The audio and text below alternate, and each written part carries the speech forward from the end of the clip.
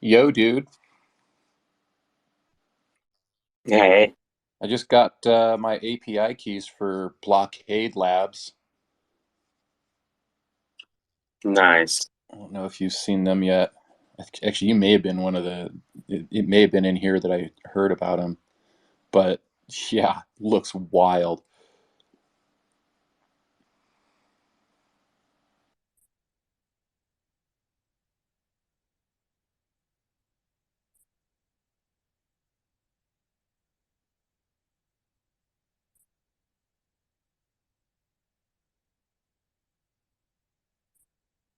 Sorry, let me just grab this phone real quick.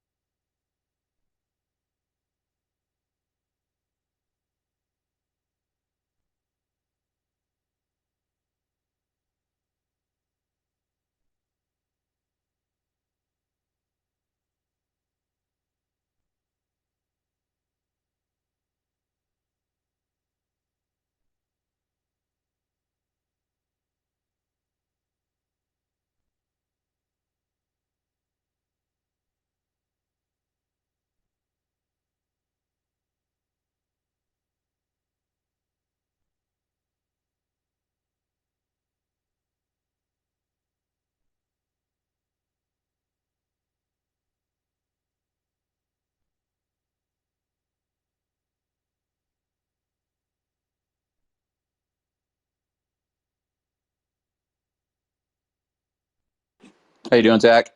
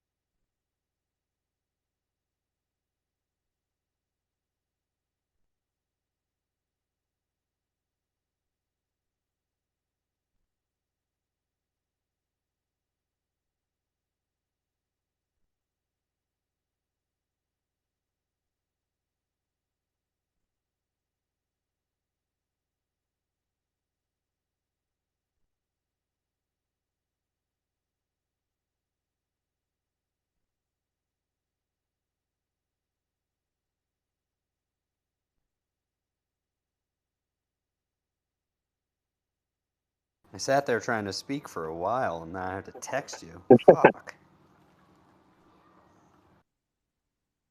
So I got it to work for. Did you see the Excel spreadsheet thing? No, not yet. I haven't checked out anything. I've been grinding this morning. Mm. Um, I I got it to work on Excel. so I created an entire knowledge management like database on Google Drive, and then I just thought of something kind of interesting um, while I was doing that because I had these like five different folders, and inside those folders I had five more folders of different types of like things, and I was like, I wonder if I get all of these evaluated by Langchain, and I get all of these like built in, right? Could I then just say maybe produce a mind map of all of the interconnected topics or metaphors that could be drawn between them? When you see the tutorial I put at the top, how I use it to analyze uh, a CSV, like a Excel file, I asked it to create a visualization, and even with the visualization,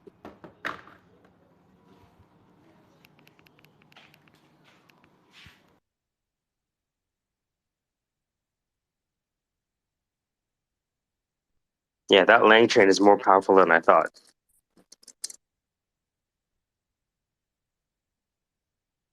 What do you mean it'll just look at an Excel spreadsheet and start giving you insights? How many rows? Tell me how many females are over this age and blah, blah, blah. Like really semantic things about the Excel spreadsheet.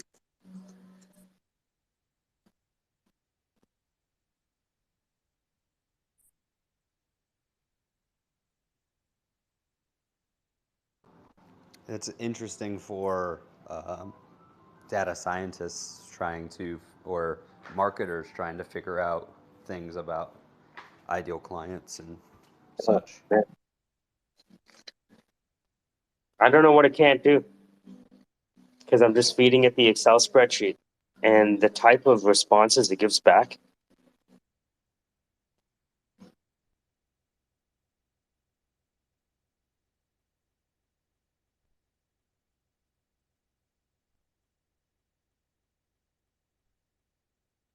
The most beautiful side of it is if you organize your docs good, um, when it comes to people asking about what is the source of the data, you can actually tell them.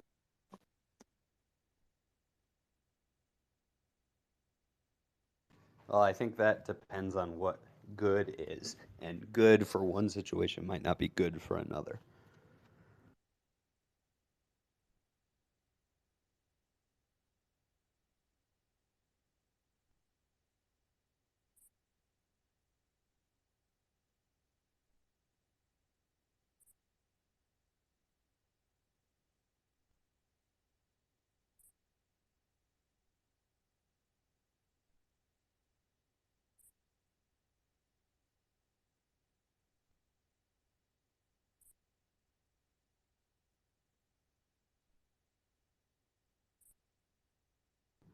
I had a meeting last night and I used a new tool called Briefly.ai.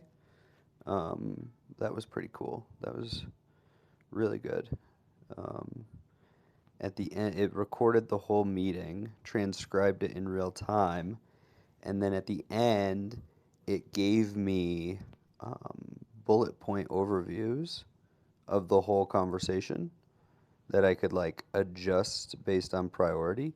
And then it gave me action, all the action items that we discussed, everything that anyone said, like we need to, or I need to, or we got to do, et cetera, et cetera. It like came up with anytime that the kind of phrasing was used, it made it an action item that could be put into the email, Mhm. and it suggested all the action items. So pretty pretty cool thing. Yeah, they have. Now I'm starting to understand how they build this stuff because they have these things with LangChain, like prompt flows. There's agents, all this kind of stuff. And once you set up your prompt template, It's it's interesting because the prompt template ended up being really flexible.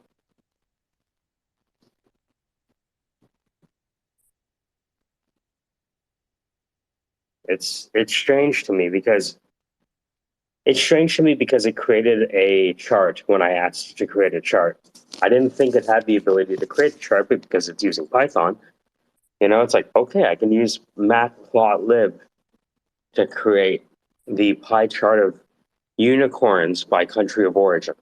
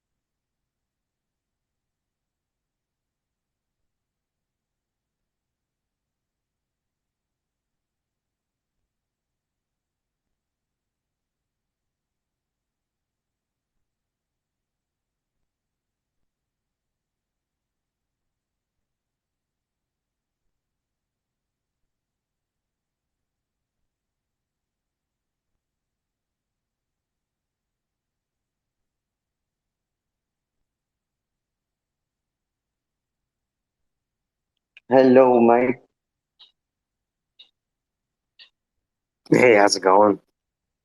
Amazingly overwhelming day. Yeah. Oh, yeah. Juggling between the priorities. Yeah, since the space is recorded. But yeah, good times ahead. Traveling for work, as you Nice. know.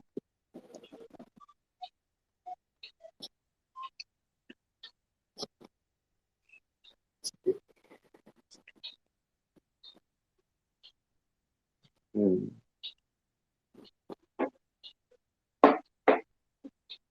You have been experimenting with Langchain Hmm. and yeah, reading between the files.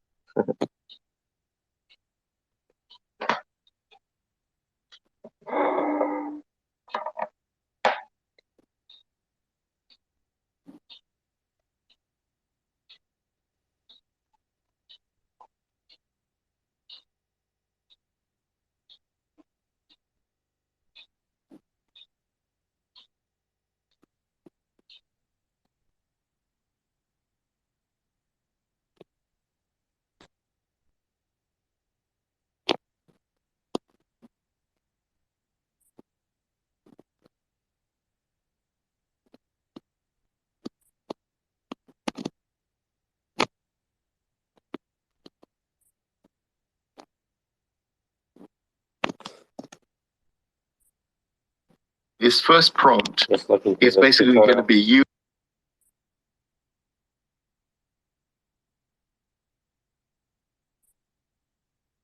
Yeah, check out the tutorial above. This thing, Langchain, even started developing graphics based on the data in the CSV.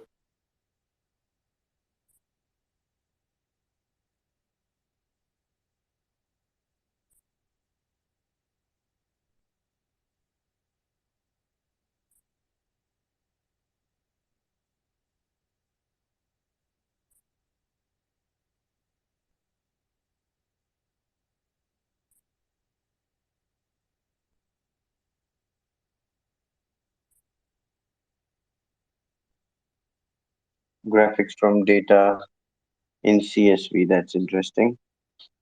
There's a video you have put up the top. Collab Yeah. code. Hmm. It's using an Langchain agent, Hmm. and the Langchain agent has the ability to write Python to do analysis. It's crazy. It's like you have access to the Python REPL commands. I'm like, what is happening exactly? I'm using a computer to tell another computer to implement code on the fly. Hmm. Right. And the other day, I think I sent Langflow. I Mm-hmm. didn't explore that much, but it's a GUI for Langchain to provide, uh, creating flows uh, through visual means.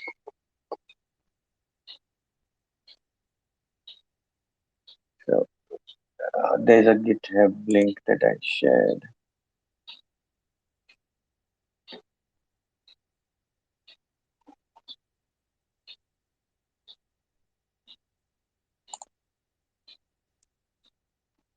That's interesting.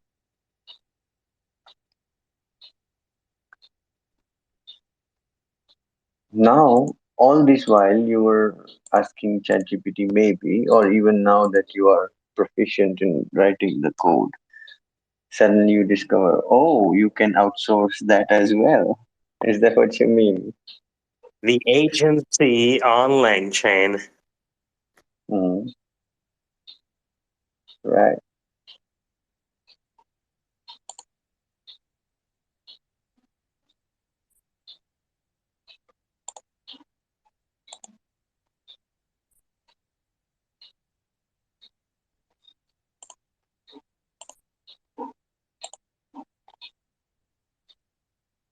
So, I mean, now that I can have it analyze a folder with PDFs and we'll give the source, um, I feel like I'm at the step before using Langflow because I have to understand the prompt templates, Hmm. right?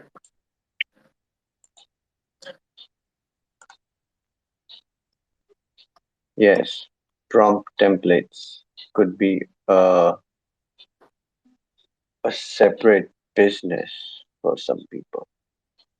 Yeah, that's what the that's what the prompt engineers are doing. Like, and it's funny because there's a lot of people that are looking at this stuff right now. I'll put a tweet to the top. I said, "Phew, got Langchain AI to answer prompts based on a PDF in a Google Colab notebook. Damn, weird feelings." And it's almost at 18,000 views. Wow. I put to the top. Good. Yeah, I remember seeing that one. I remember seeing that one. And I was thinking in my mind, oh my God, this must have been an emotional experience for Mike. I Well, think I it think was like, so. wow. Here's the weird thing I'm discovering. So that's an emotional post, right? Mhm. Um, I'm gonna put something to the top.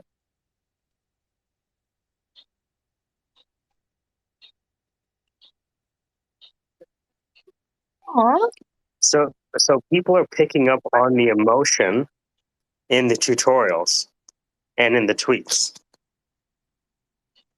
All of my left brain, do this to do that. Nobody gives a fuck. You know, I start acting Mhm. casually on the tutorial, and all of a sudden people are engaged.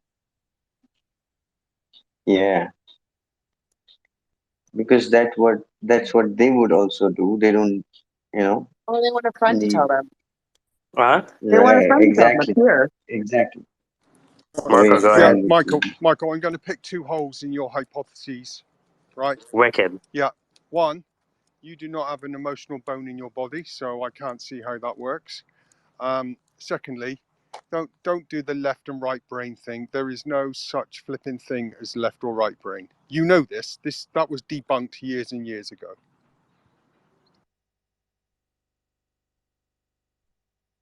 Yeah, for the sake of argument, we would say, but definitely it's to say no, the left and right brain. Yeah. Manish, Uh, yeah. don't encourage him. Don't encourage him. Um, but the in all seriousness, the emotive piece, I totally get. I totally get. Well, it's interesting because, like, I realize that I have tutorial mode in my face voice where I'm like, okay, now I'm doing a tutorial. Okay, let's start acting professional. Got to be professional when doing the coding tutorial.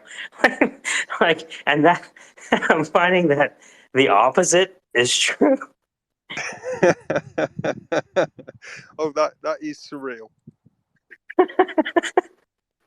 Wait a minute. Are you saying they just want me?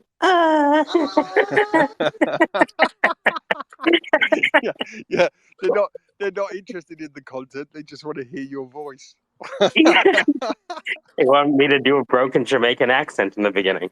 Yo, Wagwan, where you up on? You feeling good? You feeling nice? All right, what are we doing today? Langchain? What? Yeah, it's true. You know, shit like that. It's funny.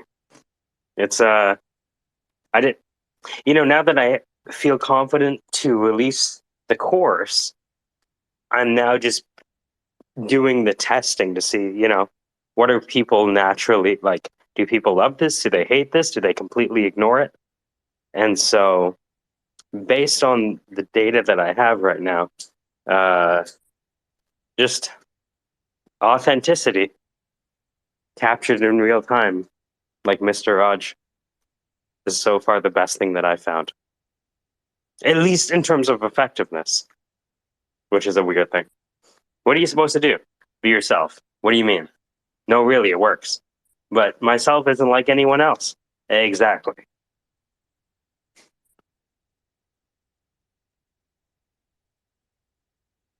And there's all these like university kids and like fourth year Ivy League schools, paying attention. I'm like, this Langchain thing connects you to a weird group of folks.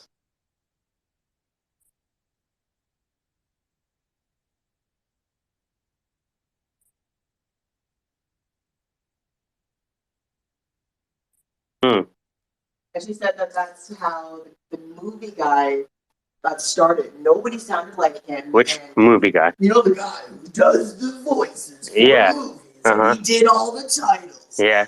And, people used to make fun of his voice, but then he found a niche. And then all of a sudden, everybody in Hollywood wanted to. He became associated. He became associated with that sound. And he was so. And now he cornered the market like Michael Buffer. Exactly. Yeah. And so I wonder what the announcers were like before Let's Get Ready to Rumble. Right? Yeah. Right. But he completely changed the landscape, and it was because of his unique sound. So that's what she was saying. Is just like, people want your unique sound because you're the only one that can make it. So it's like you're leaning into yourself. Yeah. Michael, indulge us. Do Let's Get Ready to Rumble. I can try. Yeah, go for it.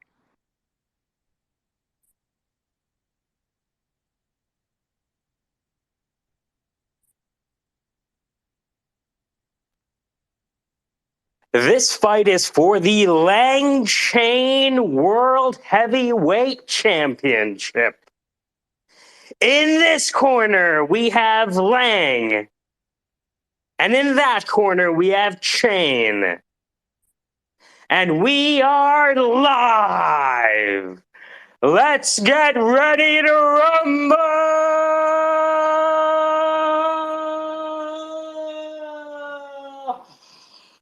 Oh my god.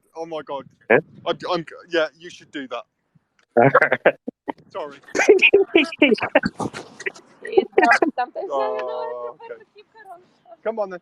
Drop.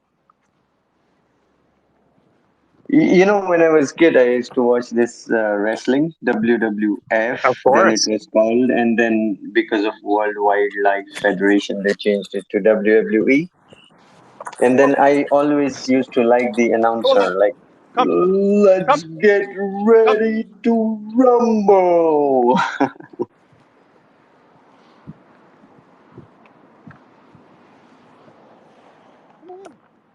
Come on.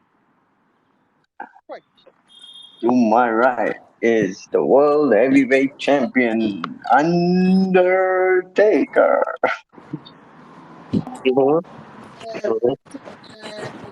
What's crazy is that I could clone their voices and have them speak in the tutorial. Yeah. Can you imagine getting taught programming from Macho Man Randy Savage?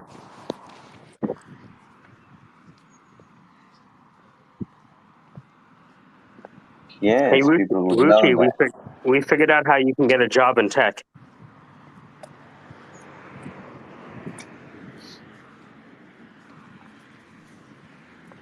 To get a job in tech, you should learn Langchain.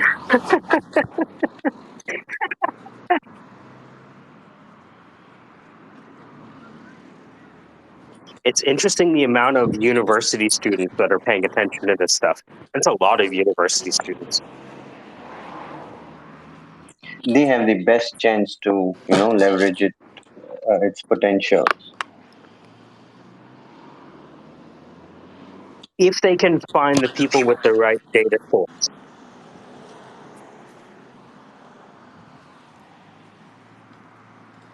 Say that right? again. If they can If find the people with. the right data store, Hmm. right? Because all this Langchain with no data to feed it on, it's dead and stupid and dumb, and you're back with ChatGPT.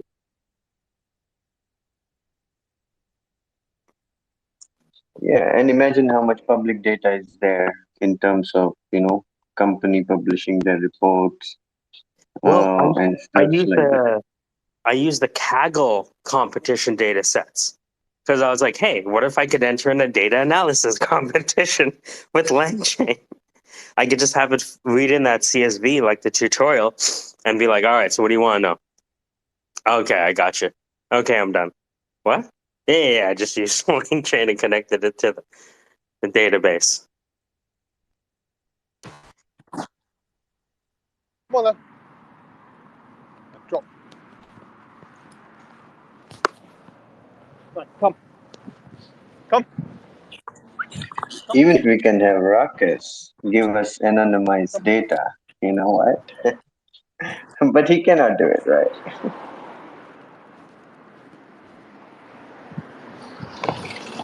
Yeah. Lucy, go ahead. Yeah, so how are you all? Like, hi Manish, hi Mariko. Hey. Hello, Rishi. Yeah, yeah, Mariko, your picture is amazing. Like, you are doing amazing things using AR VR.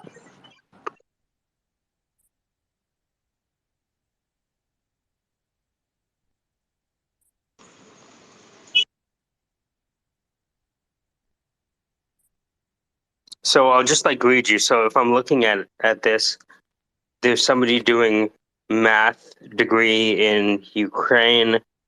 There's somebody doing a BSc in computer science somewhere. There's somebody comp sci at Georgia Tech. A bunch of AI founders, Python developers,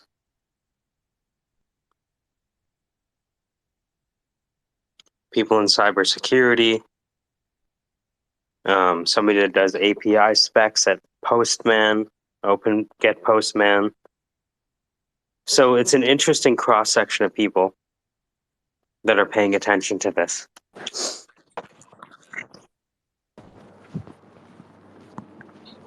Yeah, Malian loves you and she found happiness in this video, in the vibes. Yeah.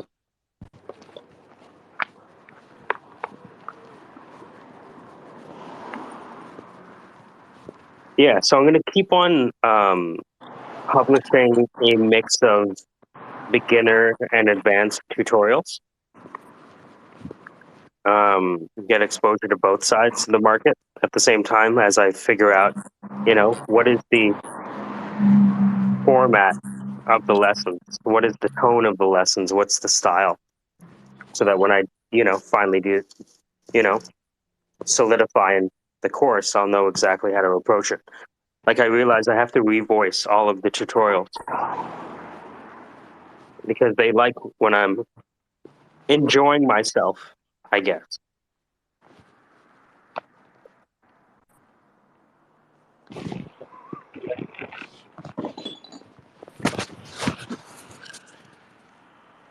Casey, can you do the impression? So what you've got to do is recognize your opportunities.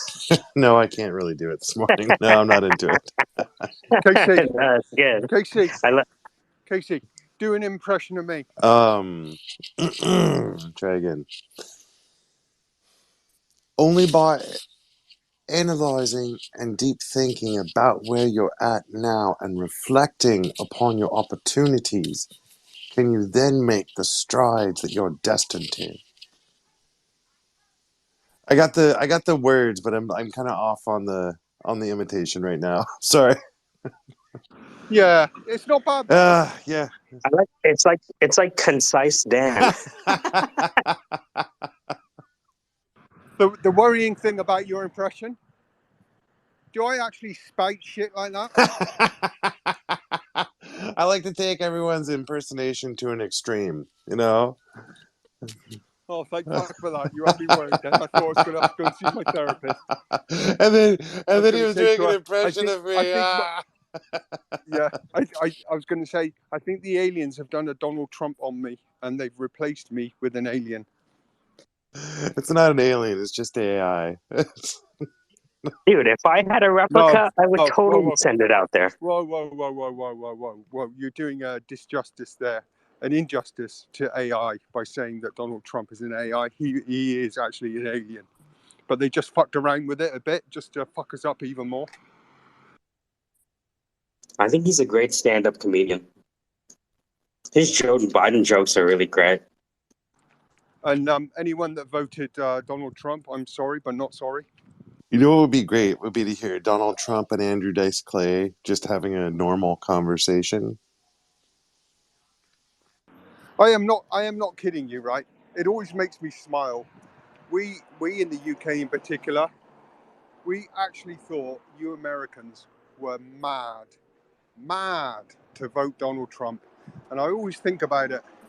It's one of those deep thoughts I have that, the leader of the free world actually voted in somebody like that. But putting that to one side, that was just my thought. But I can tell you the sentiment in the UK was that you were all mad in the USA. I mean, that doesn't make it wrong. No, of course not. Of course not. America. Who are we to judge anyway? Hey, you guys can't even hold the EU together. What are you guys talking about? Brexit.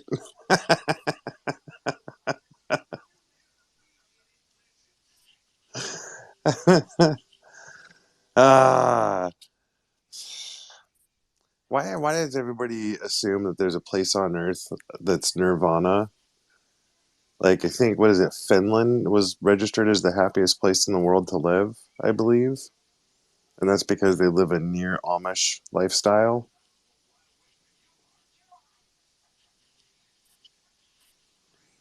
There's no such thing as a perfect country. It's a marketing pitch.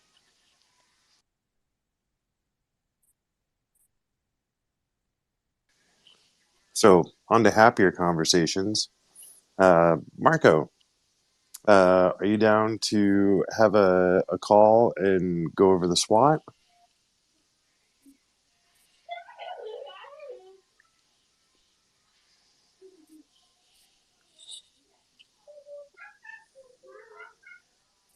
If you're speaking, you're muted.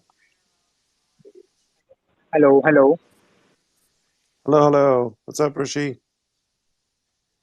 Yeah, Casey. Yeah, how are you? Good, man. How's your day going? My day was like as usual, like going to college, then coming to home, managing household work, and as usual, the stressless day. But still, like living like a bravest and what can I say, uh, hustling person.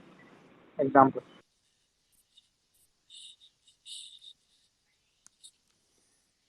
So it's all laughter and joy for you, huh? Means You sound like a hard worker, Rishi. it's not a hard work, but it's a multitasking work. like doing household work, it's not hard work as per the society and the people.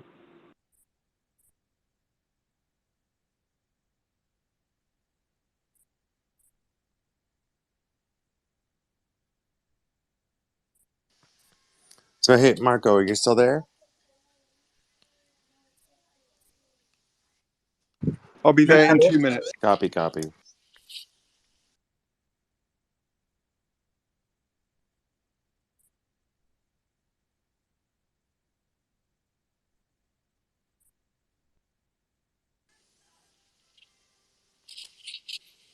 see if this bring- If you people are okay, so can I like start a topic to discuss? Sure, we want to talk about. Yes. So the topic was if, there are a lot of industries, as we can say that the technological revolution was seen before 20 years ago. and the most of the billionaires, like they are from the technological field. As we can say that the latest, like the Chat GPT, a lot of companies are there. So like earning money from data is really tough. And if you are surviving in this system, so you can earn more and more money. So as in this era, so like what are the next in industries in which people are going to become billionaires?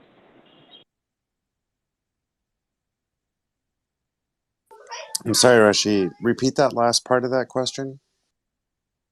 Yeah, so the last part of the question is that what are the new industries in which people will become billionaires?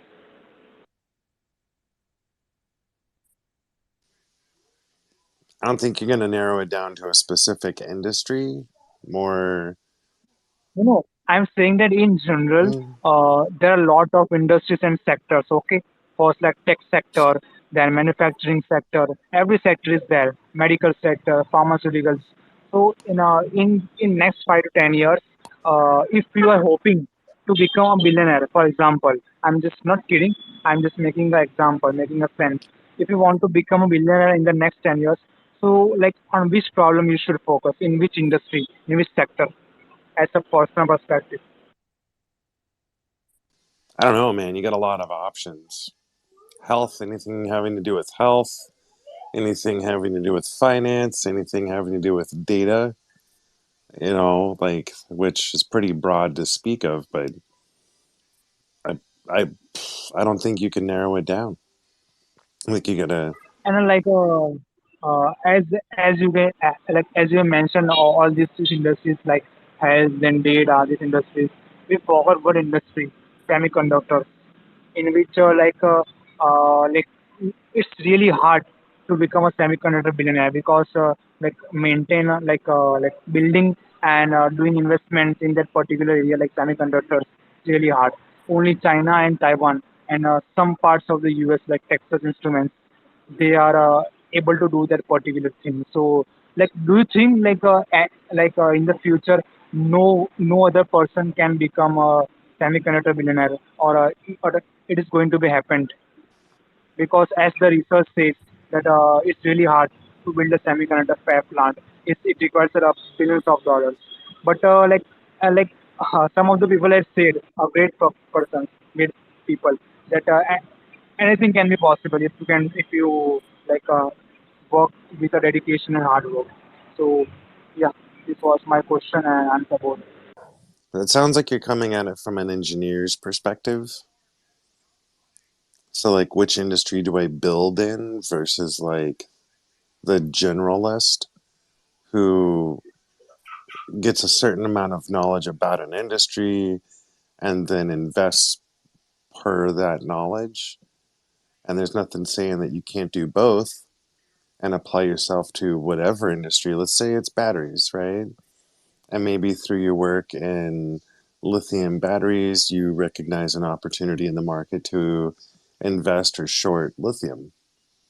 So unless you are a master genius engineer who's going to build something to service a large problem, then you probably have to be very savvy and do both practical building and investing. You're probably going to spread yourself around a little bit.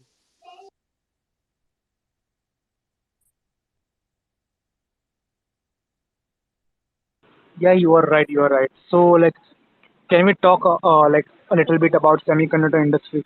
If any person is able to talk about that in brief. I am so sorry. I have to go. I've got kids that are tearing the house apart.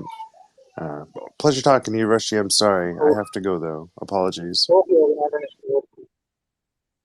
Okay, so you want an Zach? I'm just requesting you to open your mic.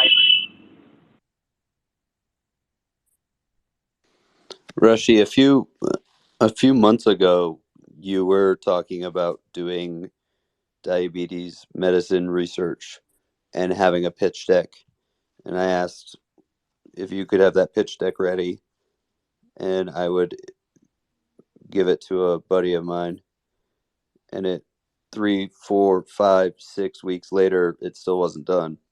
and now you're talking semiconductors instead? Or have you switched Not focus? yeah, the thing is that we are actually working on that particular product. We are not yet ready for that, as I told you. We are not ready for that. Whenever we are ready, we'll contact you. But I'm just in this space and I'm just sharing. 77% of Y Combinator acceptance people accepted into Y Combinator had only an idea and no product built. So don't I guess Yeah, when but in the someone pharmaceutical industry, you need an idea. It's like building a startup and like making a product in pharmaceuticals. It's very different. okay, I'm just saying is like there's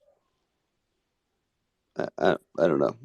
I feel like every time I hear you talk, you are thinking about some other way to raise money and not thinking about how you finish what you've started. That's just my opinion, though. Maybe I'm wrong. No, no, you are telling right, but basically in this space, I was not talking about my investment. I was just talking about we were just discussing, we were just debating on a topic of semiconductors. In the 5 or 10 years, if you want to become a billionaire into the industry, so what should a person should do? So the topic was really different. So you were wrong.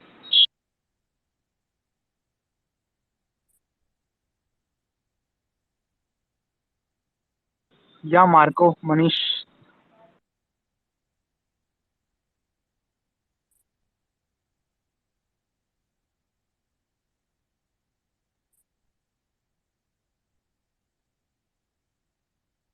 If anybody have any problem with me, so I can leave this space because no one is talking.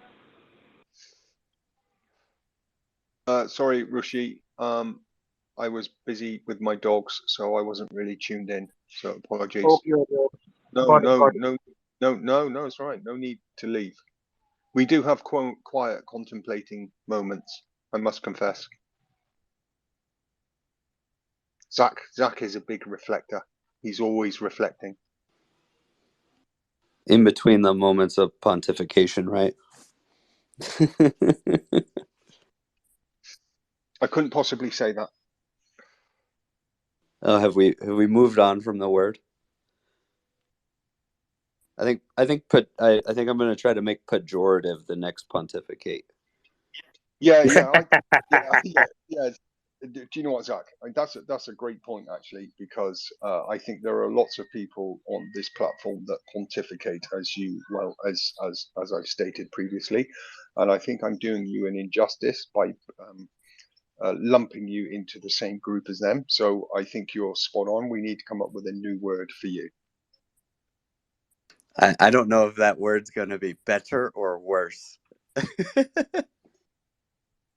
What was the word?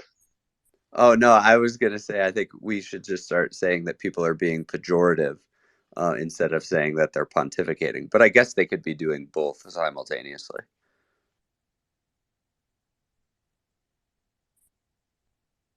Marco goes off to Google that word.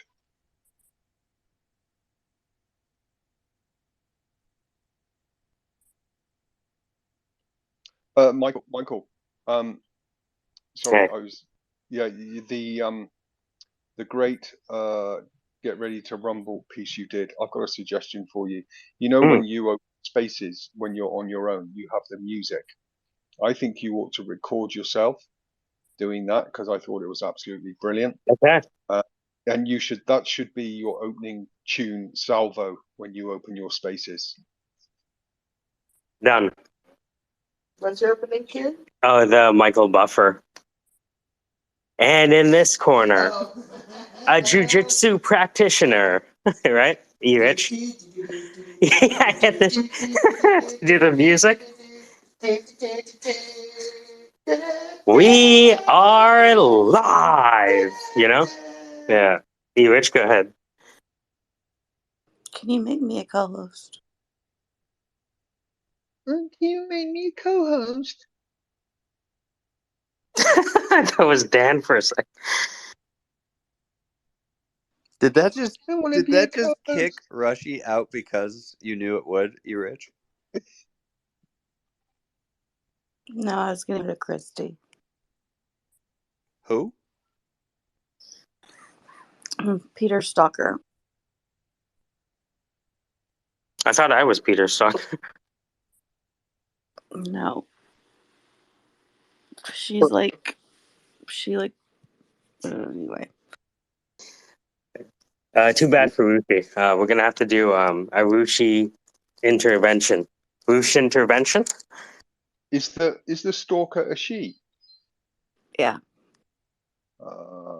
Elizabeth, you're disappointing me now. Jealousy does not become you, I'm afraid.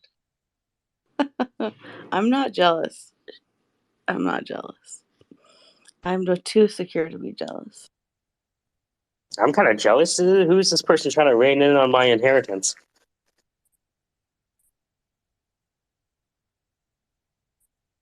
I don't know, but she posts a lot of weird shit, and Peter's not even here.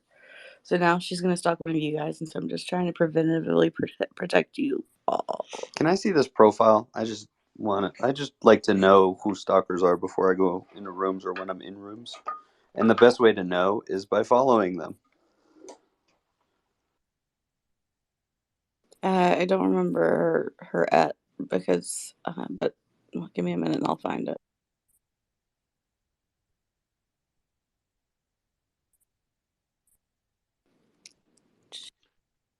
She posts a bunch of weird shit though on like all of Peter's stuff, so he had to block her, and then he locked his account because of it. So, do you need to see a therapist? Who? No, I like to live dangerously. Come on. No, I don't. I don't think that's living dangerously. I think that's called self-inflicted pain, Zach. Attention is attention. Yes, it is. It's in the nest.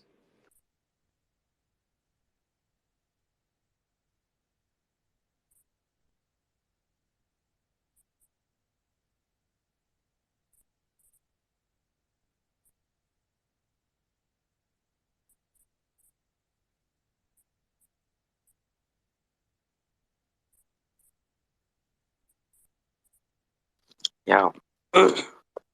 So Zach, when I woke up to a bunch of notifications from the tutorials, and there's a mix of fourth-year computer science students and a bunch of AI founders that are now like following and all that kind of stuff. Very nice. Making a name for yourself. I don't want to release a course until I figure out what, you know what I mean, resonates with people. Because, to publish the course, it's like, okay, I'm going to export 20 hours and record, all this audio. So I started releasing it in like little pieces. And so I learned a bunch of people were like, hey, I don't know how to do the first step. I'm like, oh, okay, you're using your phone to code. Okay, let me record tutorials on my phone instead of the computer for folks.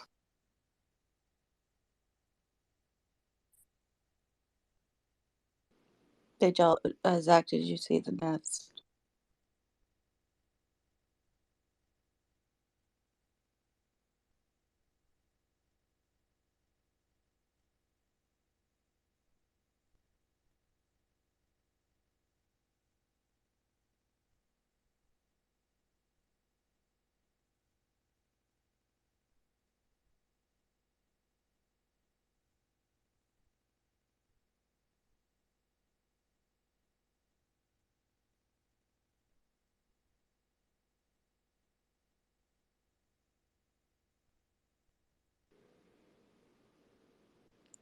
Is this thing on?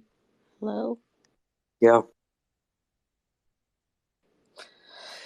Just making sure that y'all saw what I put it in, and then I said that Zach could follow her. And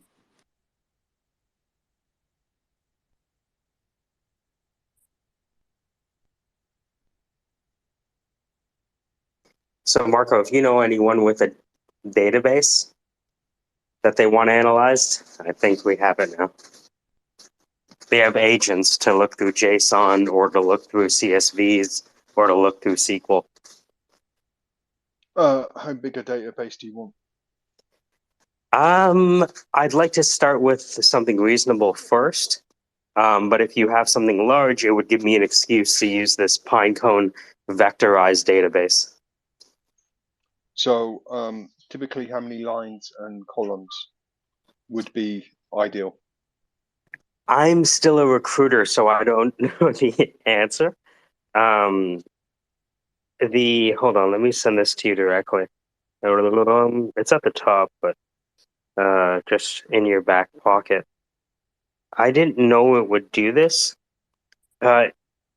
because they built a lot of stuff already that people are using, like libraries. So when I started using this Excel, like CSV analysis tool, I didn't realize it could draw a pie chart based on the data. So this thing is a lot more powerful than I ever imagined. Like you can really do semantic analysis of a spreadsheet.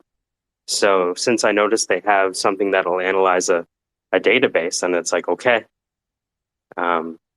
I'm too dumb to know what I'm not supposed to be able to do at this point. But Michael, don't we already have Power BI to do that? Yes. Yeah, so people are using Power BI to do this. What if you don't have access to Power BI? Or what if I want to compete with your Power BI consultant? Ooh. Right? Because I'm using the Kaggle competition data sets. In that, I'm using the unicorn list from Kaggle that they do the data science competitions on. I'm like, well, okay, so if I can take a Kaggle data set, what's stopping me from entering one of these competitions and just running Langchain for half an hour? Why don't you tell me what's significant about this data? Or why don't you give me the answer to this competition question? Why don't you tell me what other databases I should be mixing with this data? And Michael, where is this application hosted? Right now, I'm doing it all online in a Google Colab notebook, all using Google's compute network and storage. So it's in the cloud. Mm-hmm. But you know, this is interesting actually. If you think about it from a business opportunity perspective, right? So there are so many online platforms that need to crunch data. So I'm going to pick a particular vertical. So I'll take learning management systems, right? So learning management systems spew out a ton of data, obviously within the infrastructure, and various companies, not all, but various companies will create a reporting suite, for example. But then you're then locked in to that particular vendor, and they don't necessarily do bespoke reports. So if you want a report, you've got to go to them, and they charge you an infinite they amount of charge money. you $150 to $300 an hour. Yeah. But of course, you've then got some vendors which have been a bit smarter, and they're basically say if you have a Office 365 subscription, you can use a plugin, and you could use Power BI, etc. But then there's still a bit of friction in there. But I'm thinking if you've got something like this in the cloud, this changes the game a bit. It's so strange how effective this is. From how many rows are in the table? Okay, there's 657 rows with one header for the unicorns. Okay. And it's strange how effective it is. Does that make sense? What do you mean you're going to generate me a visual pie chart based on the data? Yeah. You're not supposed to be able to. Well, okay, fine then. So I sent you the PDF analysis and the Excel spreadsheet analysis for a CSV. So again, I have this benefit of not knowing why something can't be done that used to be really complex. So when I heard Raucus, Raucus, what do? You analyze Excel files? You analyze SQL? All right. So why don't you just connect the database to the fucking OpenAI then? Or Cohere, or Bard. Maybe all three of them at the same time and have them argue with each other like members on your team. Yeah, that's bloody cool. I'm going to bump, guys, because I've got to do my charitable stuff in a little bit and I need to go and get ready. But Michael, I'll have a look later or early tomorrow morning, my Yeah, time. take your time. I'll get back Yeah. to you. Thank you, sir. All Thank right, you. talk to you soon. All right, catch you later, guys. Mhm. All right, so that would be the idea. What I would need is a test database of SCORM compliant. Wow. You could really do something with this.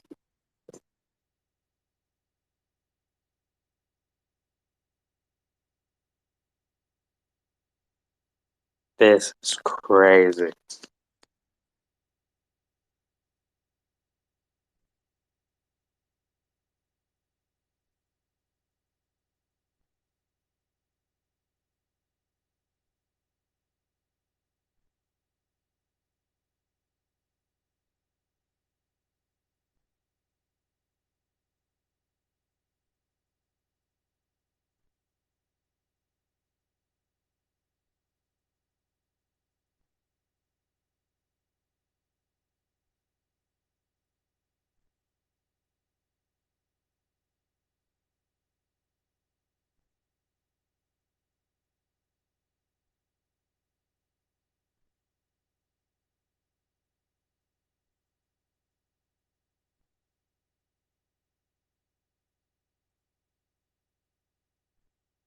All right.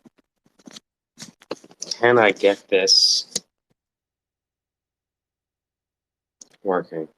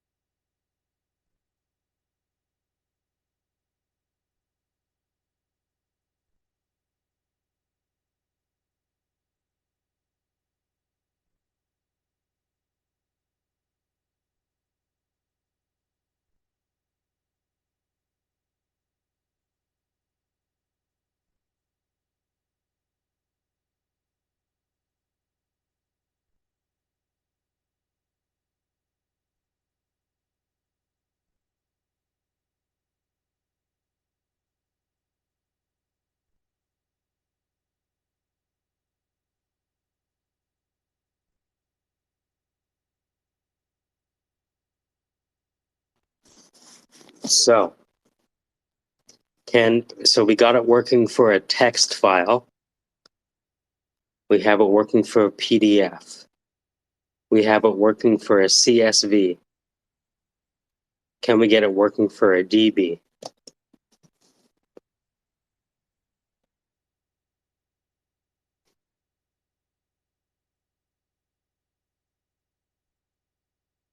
Where's the download?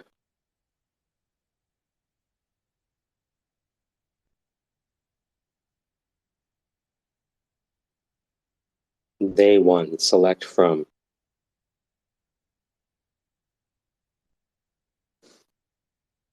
Global air quality.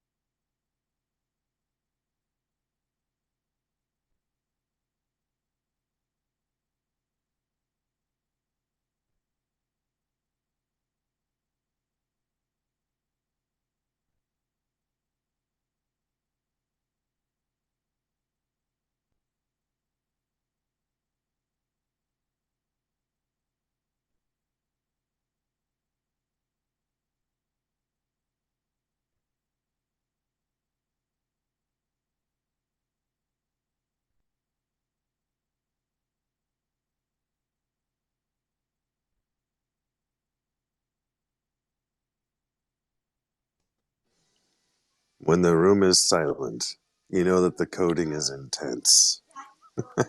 It's SQLite S3. It's like built-in database. Right from the start. You don't have to like install. Come on, stop playing. Okay, good. So now that I got it to analyze, you should really use that tutorial at the top. Because now I'm just analyzing the spreadsheet now.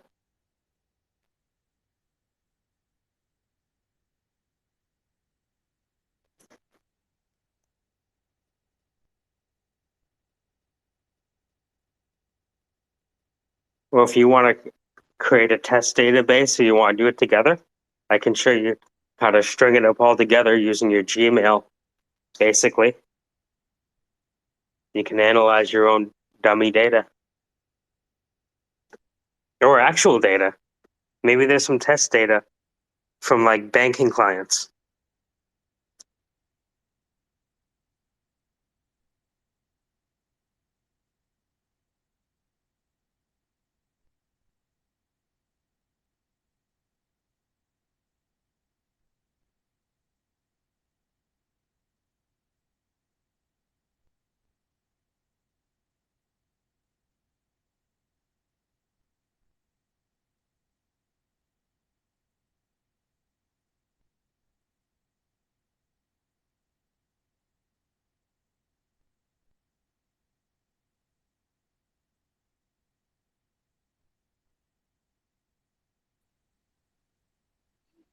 Good morning, good evening, good afternoon. How are you guys? Hello, hello, hello. What's up? What's up? You're manipulating ChatGPT to your wills, as usual. I need to get into and study these things you've got going. I'm very curious. I've been tagging and replying so I can get back to them at a different date when my mind's less cluttered. Well, I'm just testing out the tutorial format to see what resonates with people. So I think the conversational, radically authentic, you know what I mean, approach seems to be the best. Like I looked at that tweet that's second to the left, just a stupid tweet. Like, oh man, I got Langchain to work. Fuck. It's like jumped 1,000 views in an hour. It was 18,000 when we started this fucking space. Now it's almost 19,000. That's insane. Right? A text tweet.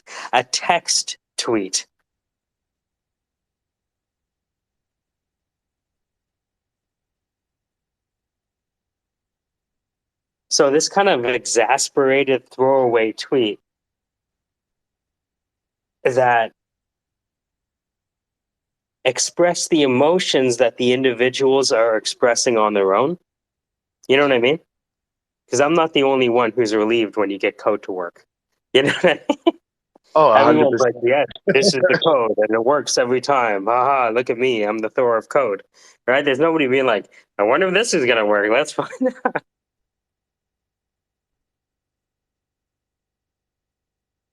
Yeah, no, that's awesome. Mad shit. So, like, what do you see yourself doing in 5 years? Do you see yourself being a recruiter, or do you imagine yourself doing dev work, developing something else, moving on? I can see like a transition. I don't think I'll ever stop coding or ever stop thinking about, I wonder if I can do this easier. I wonder if I can do this better, you know? And I'm noticing with these Langchain agents, which is like, you know, people preface their chat GPT with these things like, I want you to act as a digital marketer. I want you to act as a data consultant. I want you to. So that's what they're doing with this Langchain and these prompt templates and these agents, which is creating these agents that have this pre-prompt in them. And then you're giving them like a piece of data storage from text to PDF to database. I'm working on the database one right now because I see that's where the momentum is. So if I can show them the text to PDF to Excel. The strange thing with the Excel is it started generating visualizations. What do you mean you're giving me visualizations based on the data in the CSV? That was surprising. What the hell? It's like, this is a better representation of this. Here you go. Like, I don't understand. Computer, slow down.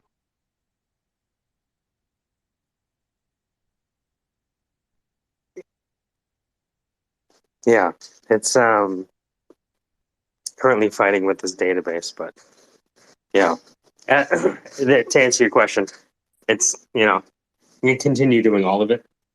Recruiting is always going to be a part of it because recruiting is always a challenge. Because if you don't know how to do it, if you don't know how to do it yourself, then inevitably you search out someone to either teach it to you or do it for you. 100%. It's going to be like a transferable skill. You'll always use that, regardless of what you're doing. Because if you do need that, yeah, you're going to go to yourself. You're not going to go outsource that. No, it's sick. I think like I've just recently been playing around with the coding aspect of it and getting into it and looking at it and sort of the fact that you can break down large groups of text and get it sort of pass that through to GBT and get it done. I think that's the first thing I want to say. No, you explained it a lot better than I quickly. There are specialized databases for this, specialized data structures. We're using an in-memory vector store called Feist here, but there's better options available.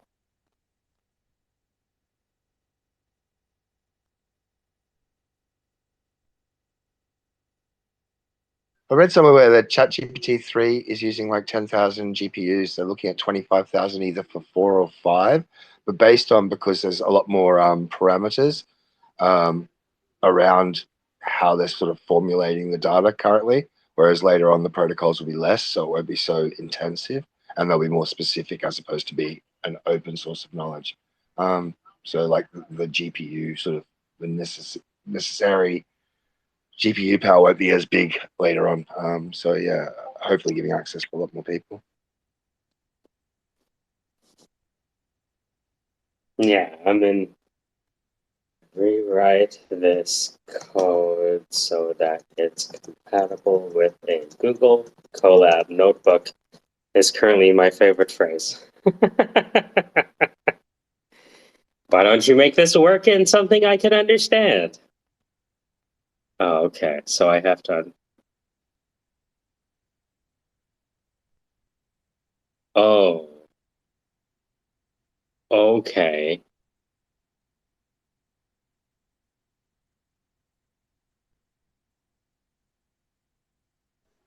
Can I just quickly say, KC? So I spoke to the founder of Puff Founders today.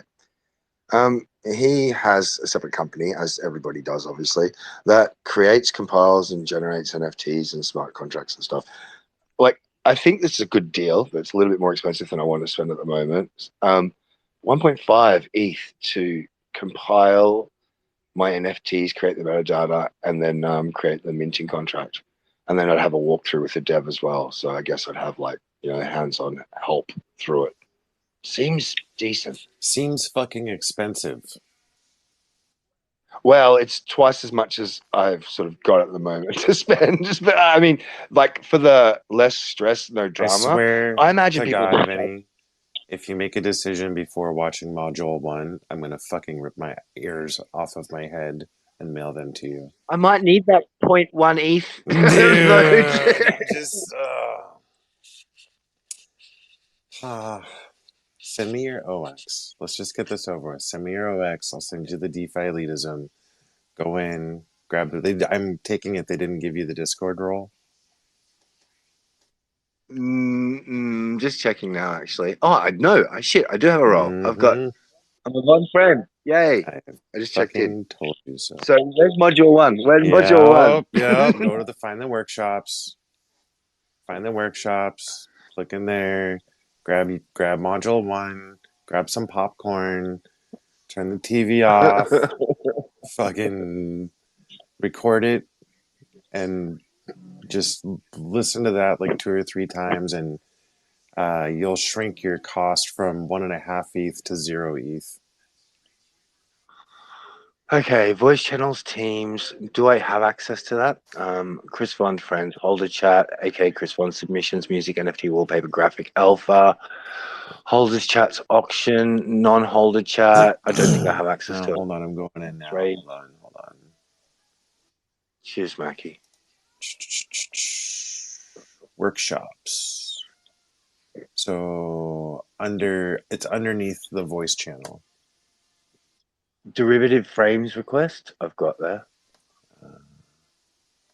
I don't see any other channels other than that. So it's got voice channel straight to derivative frame request. DeFi announcement, elite resources. Nope. DeFi info, source announcement, folder submissions, white paper, teams, workshops. Whoops. Hey, I'm in that room now. I can't talk. Whoops. It looks like they're hanging out right now in community chat. Dismiss. But where? Okay. I could probably go in there and start talking about, hey, I'm trying to do this. I just got an offer. Is that a good deal? And I'll be like, no. Where the fuck is it? Is it under elitism resources? Announcements, it's not there. Folder chat option. What the fuck? I can just go to Ask Chris Wand. Yeah. Where do I find I mean, one? they're there right now hanging out if you want to go just ask, but I don't know why I can't. That's so weird. Well, I can't find it either. So I know it's in there somewhere, but they're always changing stuff around too. Yeah, that's fair enough. Could be an alpha, perhaps. Is it alpha? Oh. Source code source code claims. Nope. I don't know, my friend. You're gonna have to go in there and ask him. That's okay. Cool. Thank you. I of appreciate course. it. I'll hit him. I felt pretty confident that Chris would give you the the role. You know. So you should be all set. They'll help you out. Awesome. Yeah, no, I mean, literally the 1.5 sounded all right based on the fact that I can just give up on searching and drama and stress kind of shit. Realistically, I felt it was more is expensive. I mean, dude, no shit around, man. You can probably give Chris a half ETH. You know what I mean? Like, if you really want to just bounce out on the effort there, you could probably hire Chris to do it. That's a pretty trustworthy source. Again, dude, just get a hold of Module 1, listen to it. Once you're done with that, at the very worst, you'll have better questions to any dev you want to hire. Yeah, exactly. Cool. No, if I appreciate it. All right. Yep. No. Fantastic. I wasn't settling on it. I just don't have the additional $2,000 to spend on it. Yeah. So it was like it's an option. It was something there that was put to the side. But here's the thing. He's like 48 hours. We can have that up in 48 hours. Have you got the art? Just get it on Google Drive. Blah blah blah. Set you up the conversation tomorrow. You know, and be right for the weekend. Fucking hell! Like someone said 5 weeks. Yeah. I'm like, how is it going to take 5 weeks to compile this contract? So yeah, it's getting clearer. Mm-hmm. The mist is parting. So I'm just all right. Much. Yeah, I think you're relatively close to either doing it yourself or knowing how to hire somebody to do it for you. And you know how we've been discussing like how I would like to do it, ideally compile the NFT on Mint.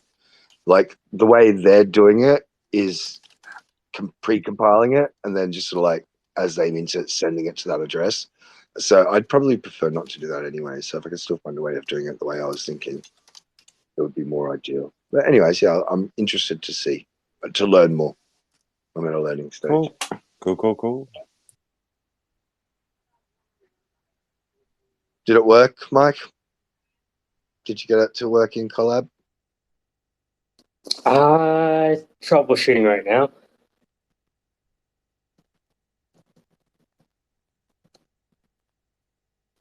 Rewrite. Right now, I'm you know when you follow the errors?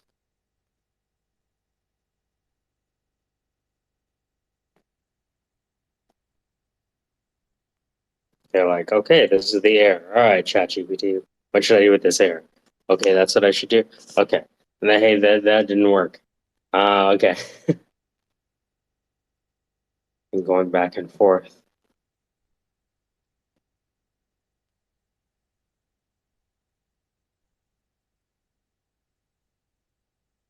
Did that work?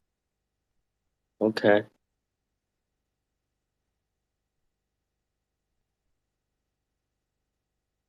So I installed all that stuff.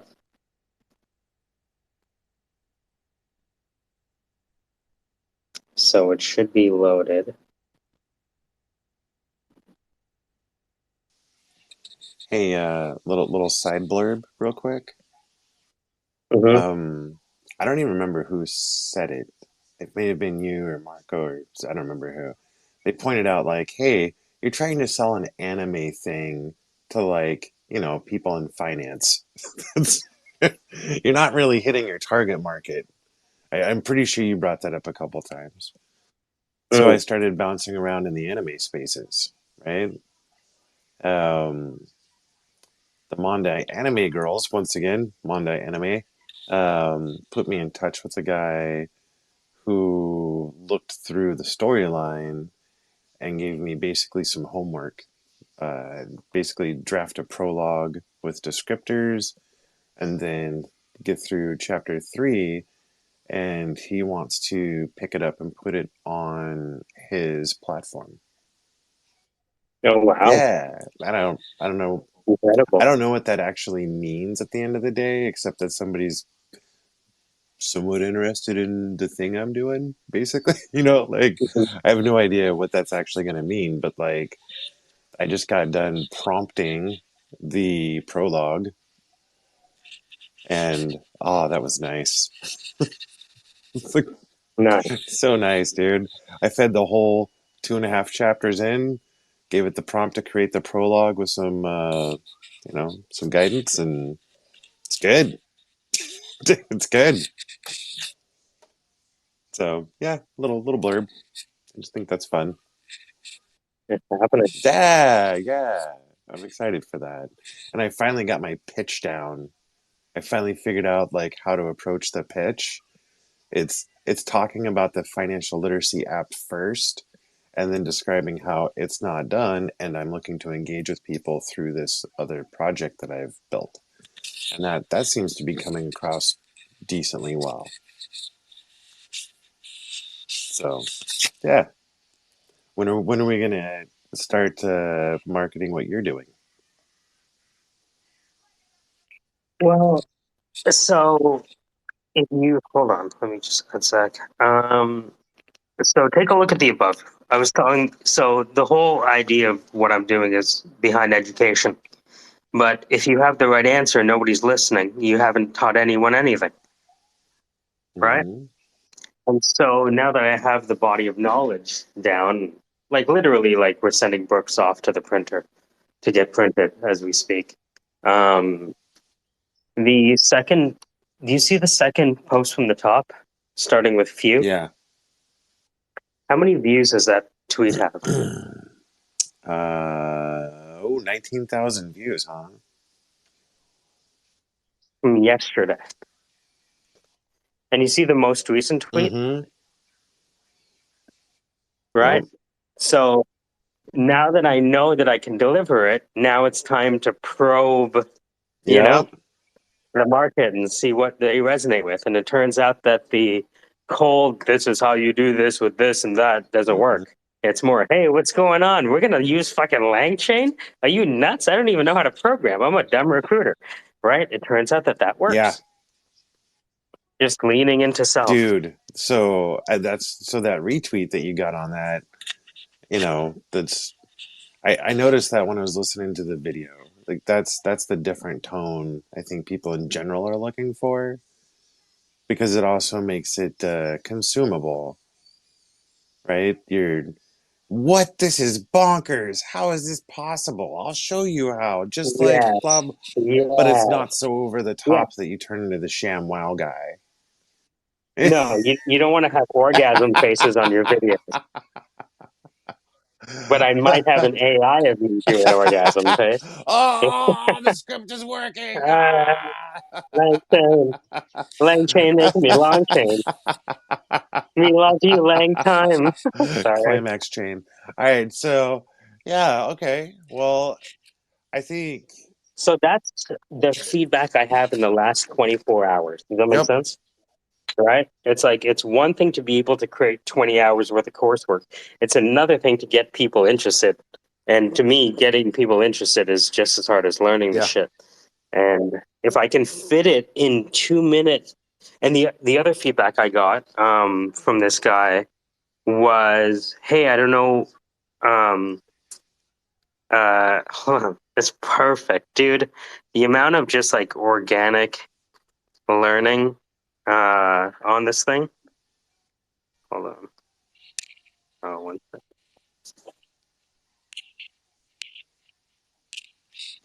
When you're done, I've got a little story for you about my adventures this morning.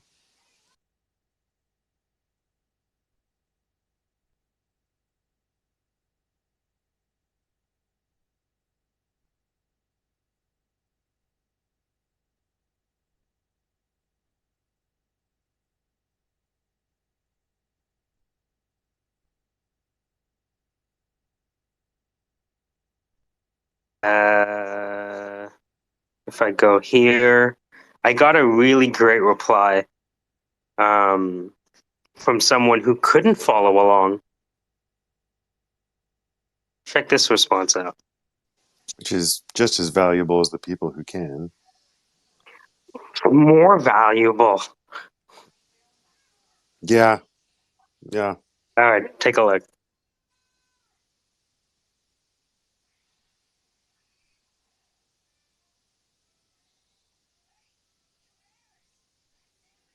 Just hasn't popped up yet. What happens when we start boarding passengers on this plane that we're building in the air? Mm-hmm. They complain about the lack of service and coffee. That's because that's what they do. All right, there we go on this, but I click the link in my web browser and pop up with a full page of info. Okay. Yeah, frames, so many screenshots. Interesting. Interesting. So why do you think when they clicked on the They're link it using mobile, dun dun dun. right? So, let me see if I'm going to tag him and join him. But like, that's what I'm learning from micro publishing the course, Right. right?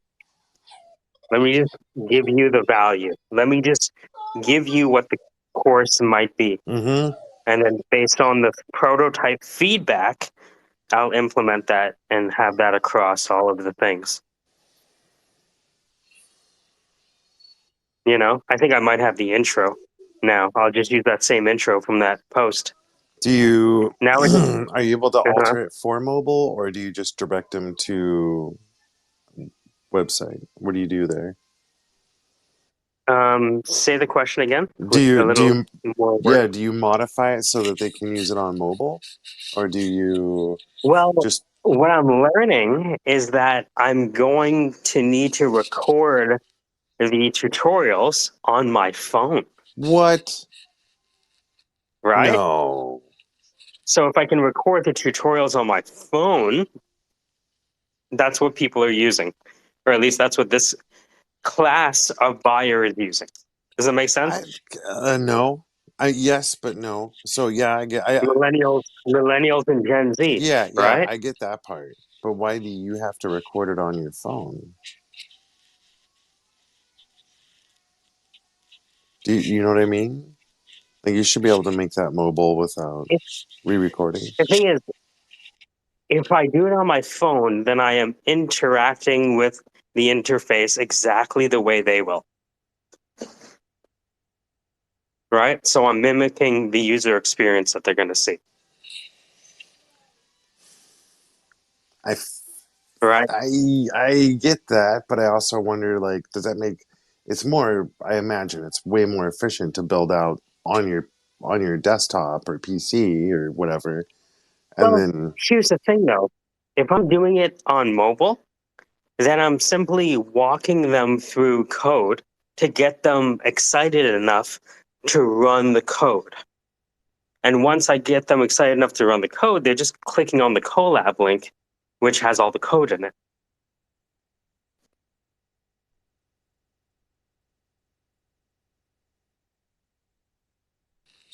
People do a lot of stuff with their phone in third world countries. Oh yeah.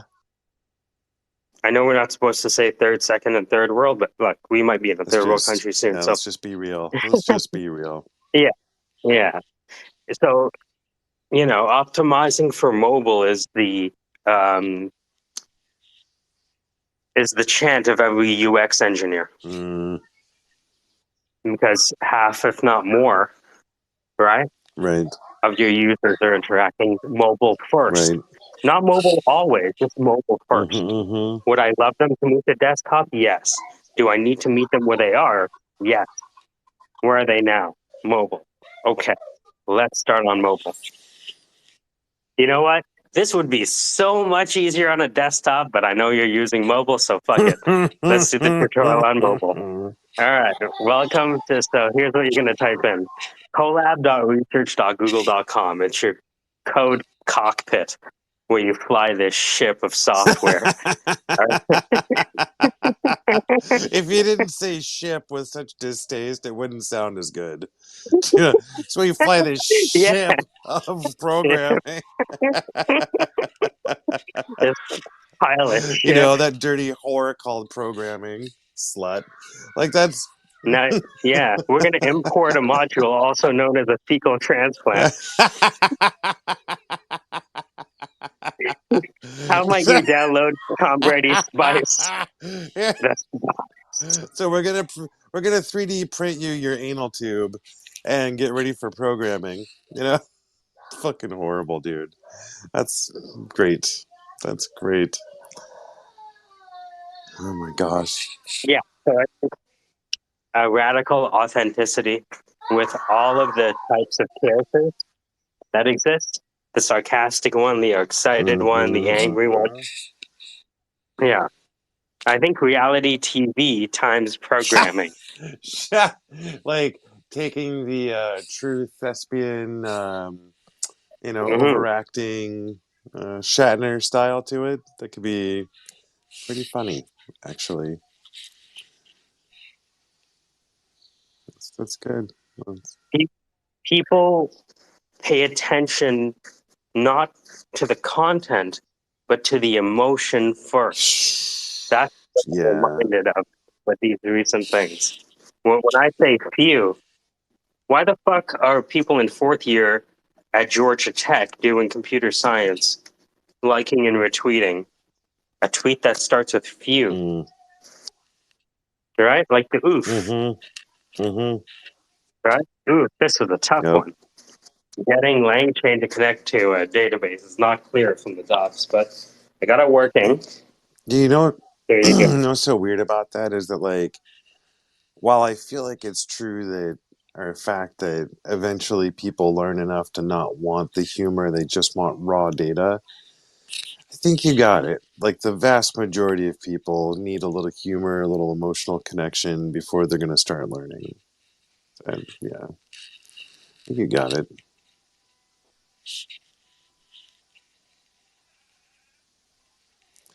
Solve the problems of the masses, and you shall never want for material.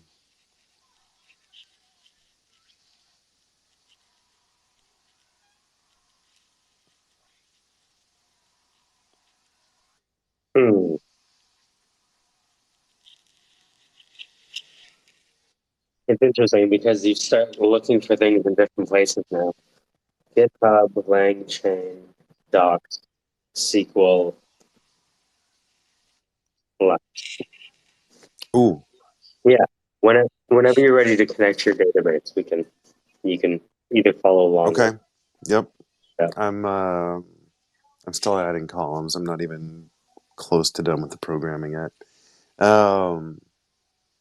So hey, I want to shake this up and tell you a little story about this morning. So I went to it's called a WIC. It's a like food stamps basically, and they have to do a little like health inspection of your child and talk with the nutritionist, right? What they didn't tell me was that they were going to be doing an iron poke. Give you a little finger prick, and then they take a little sample of blood, see how much iron's in your blood. Maggie, my 3-year-old daughter, started violently rejecting the idea of getting her finger poked, right? And I'm talking to her, calming her down. We're going for the poke anyways. Hunter decided someone wasn't being nice to his sister and went full fucking berserker on the nurse. Dude, he's only 5, but he packs a punch, man. It was chaos, Mike. It was fucking chaos, dude. Both of the kids were screaming bloody fucking murder. I got Hunter clamped down with my left arm. I got Maggie on my lap holding her hand with my right arm, pinching her other left hand with my leg to keep them all under control while the nurse tries to do the prick and the swipe of the blood bubble. It was an adventurous morning, buddy. It was quite the scene. That was my morning. I just wanted to share that. I Wow. just wanted to share. There's no, Wow. yeah, just wanted to say it out loud. It's one of those things where like you don't know if it really happened until you're like telling somebody about it afterwards. Yeah. You ever seen a 5-year-old get close to picking up an adult? Because I have. Wow. Dude, he clamped onto both of her legs and just heaved for all he was worth. Uh, Yeah. but part of you must be like, yay. You know what I mean? Uh, like, like part of me was like, "Oh, this is horrible," and part of me was like really proud. you he knows he's got no shot, but he's going for it anyways. Yeah. He doesn't know that he doesn't have a Yeah. shot. No. No. I kind of felt like he knew, but he was going for it anyway. I felt like there was an awareness there. I could be wrong. Maybe he didn't have any idea, but I felt The belief is the belief was strong. Yes. Yes. It was quite the scene to behold.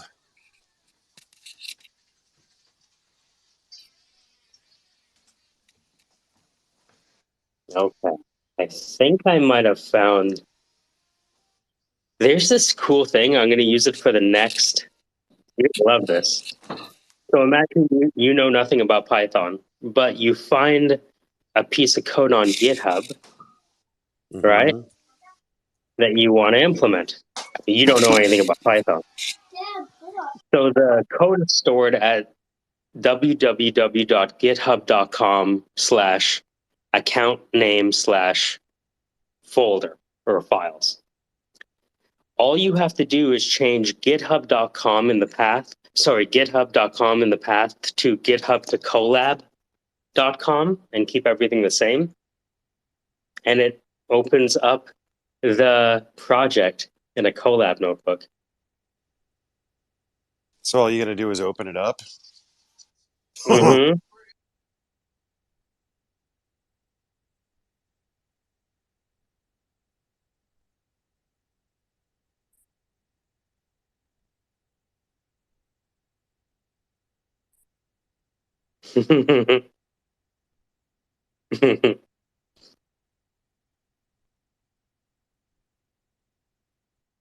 Come on.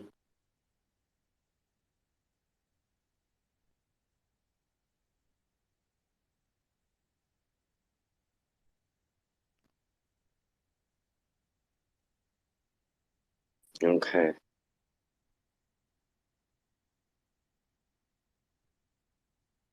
New file.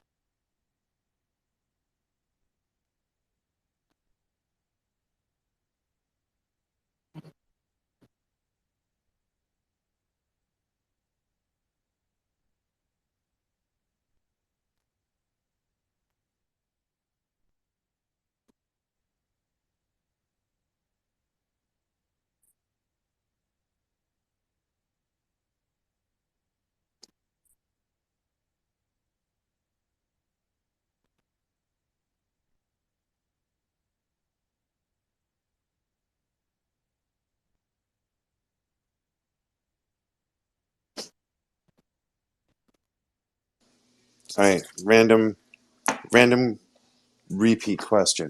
Okay, I want to. I tried to that voice synthesizer. What's it called again?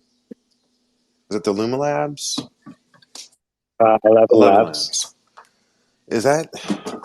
I only glanced at it. Is that a paid service? Do you have to buy into the subscription there, or is that a free use platform? It's right now it's $1 a month. Nice. Before I buy it, could I send you a Send it over. 60-second singing clip and see what happens? That's Okay. it. Mm-hmm. All right. Happens in And seconds. I tried out my USB mic. It sucked. It was Yeah. super crackly. I think there might be something wrong with the pens. It's like super crackly. So I'll stick with the headset for just right now. But okay, cool. Das ist gut.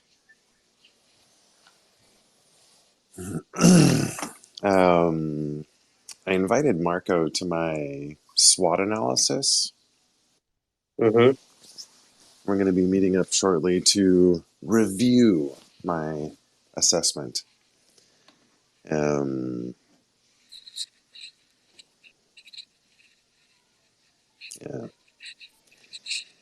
I'd like to impose upon you as well on that one. Mm-hmm. Hey, Mike, let's chat, buddy. I got some homework for you. You haven't heard that before, have you? How many people do you think have been in your space and then, hey, Mike, could you? Hey, Mike, would you? Hey, would you have time for? I do that to other people though too. Yeah.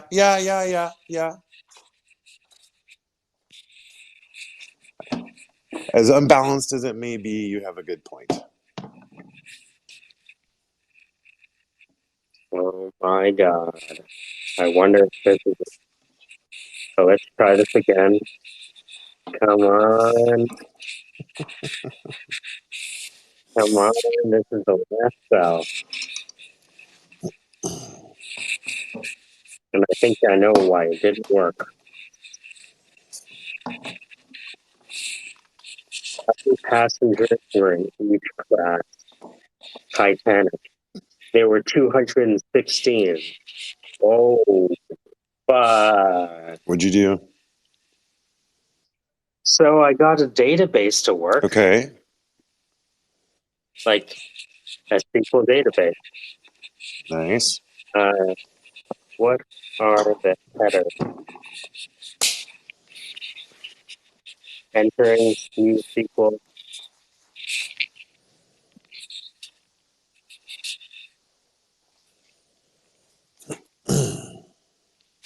This model's maximum context length is 4097 tokens. However, you require 44,000 tokens.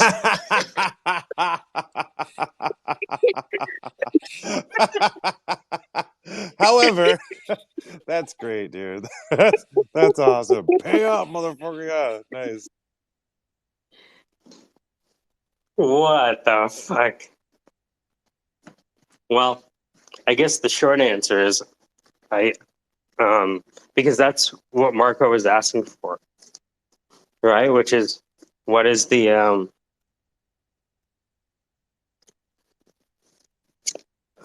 so now we have to get into Pinecone, but I can do the intermediary step. This is a good intermediary step. Incredible. Congratulations, you found the limit.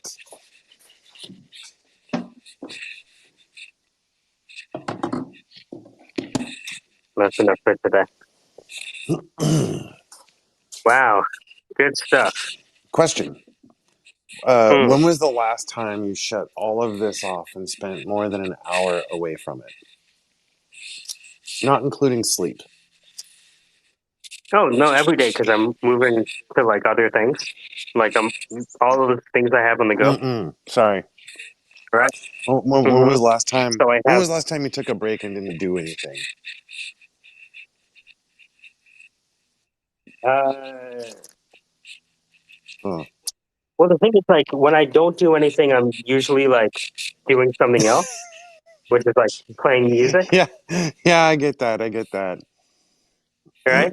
I have my own activities, like have set up Mhm. for fucking your kids, my different stations, Little adult right? PlayStation set up everywhere. Allie's, oh, I see Yeah. it in my head. I can just. Mm-hmm. Allie walks in. Oh, where's Mike? Oh, he's playing with the blocks. He's happy. It's fine. Yeah. Exactly.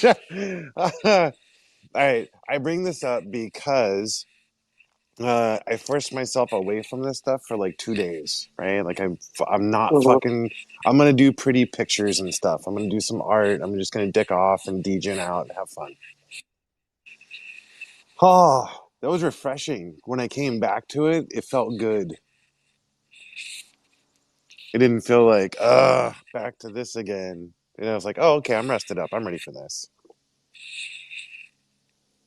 Not sure what you're talking about, Casey, but that sounds awesome. Thanks. It felt awesome. Hey, I got my first stars on a GitHub repo. Woohoo! What's new, Ahmed? Oh, just going back gangbusters here, Casey. Everything is, the ball that I started rolling with that conversation that I had with you. Yep. It's snowballing That's in the right direction. done correctly. That's what it does. Yep. Still lots of bumps along the way, but definitely snowballing in the right direction. Pretty soon, you'll be ready for the avalanche. Yes, from your lips to God's ears.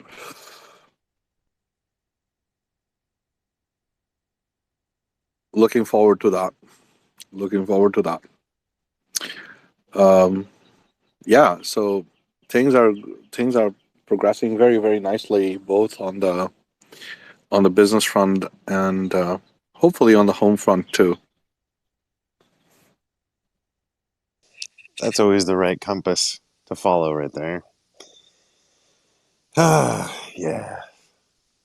So I'm going through the unemployment thing, the unemployment benefits, the food stamps, the WIC, the Medicaid insurance, the whole thing. Jesus Christ, that's a lot of work. You may not have a job, but you still gonna work, boy. And it's going well. It's going well. But like it's a little startling. Especially for me, it's humbling, given the amount of people I've talked to who are going through this. Like, firsthand experience always gives you more of the truth than anything else. So, Yeah, it becomes very stressful, right? When you're in that pocket. But I mean, your process is very strong. So trust your yep, own yep. process. It's hard to just be patient. That's the hardest part for me is to Yeah, be patient, trust the process, do the activities, complete the homework assignments, but breathe, just yeah, slow down. breathe. Yeah, and the nice thing about the process being there is that you don't have to really think about that because that would be even more stressful. Because when you're in stress, then it's very difficult to plan. The thing that stresses And me out the most is not knowing or not having a plan. So, hmm yeah, it's relaxing when you're like, no, I've accounted for this. On the 15th, we're gonna, exactly. yeah, I know that on the 15th, we're gonna submit this form and say these words, and that's the next step there. I got the next thing. Right, Yeah. right.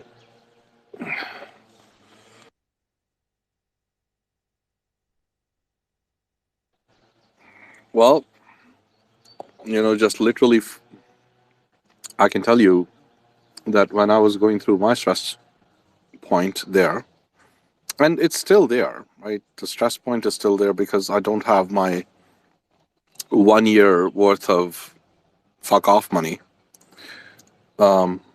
So I need to get to the point where I have at least 1 year's worth of fuck off money. But hopefully by the end of this year, I will have that. It's also been really refreshing hanging hanging on to the concept that we run towards that which moves away from us. As I've been talking to the mortgage companies they don't really want to work for. Oh, sorry. They don't really want to work for. Asking all the questions and presenting myself the way I want to versus the way I think I need to. Oh man, that's nice. That's really, really nice. Right. That is, yeah, that tends to be, yeah. I'm still not, yeah. I'm glad. I'm glad. Um, but all of the good that you've done for others, um, I have like so many good vibes for you.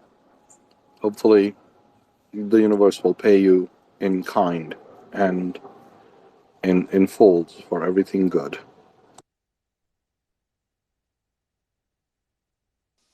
It will. It'll turn. The concept I'm going on is calm, stable as you can be. Just keep chipping away. Slow, little steps in the right direction are better than falling down trying to leap. So I'll get there. Yeah. Yeah, 6 years. It took 6 years for Dufresne to escape Shawshank, right? Slowly chipping away with a rock hammer. I think everybody wants to be the old man that Fresh. knows like the exact spot to strike to make the whole boulder crumble, but Yeah. us plebes will just keep on chipping away and trying to learn. No, You know? until you've chipped away at it. Like the old man did not know the spot until he chipped away at it in the first place, right? Fair. Right, they're out there. It takes decades. Like people are like, how do like it, I take the example into coding, and when debugging a situation, they hire me a lot to debug esoteric stuff, and when I see it, I'm like, okay, the problem is more than likely over here, and they're like, how do you know this? This is like, I only know this I've because of like 30 years of living it, right? It's not, you can't just that it doesn't come easy. Like it's not like 30 years of experience cannot be replaced by any type of knowledge dump, because in a human brain, because we don't have large language models in our human brain.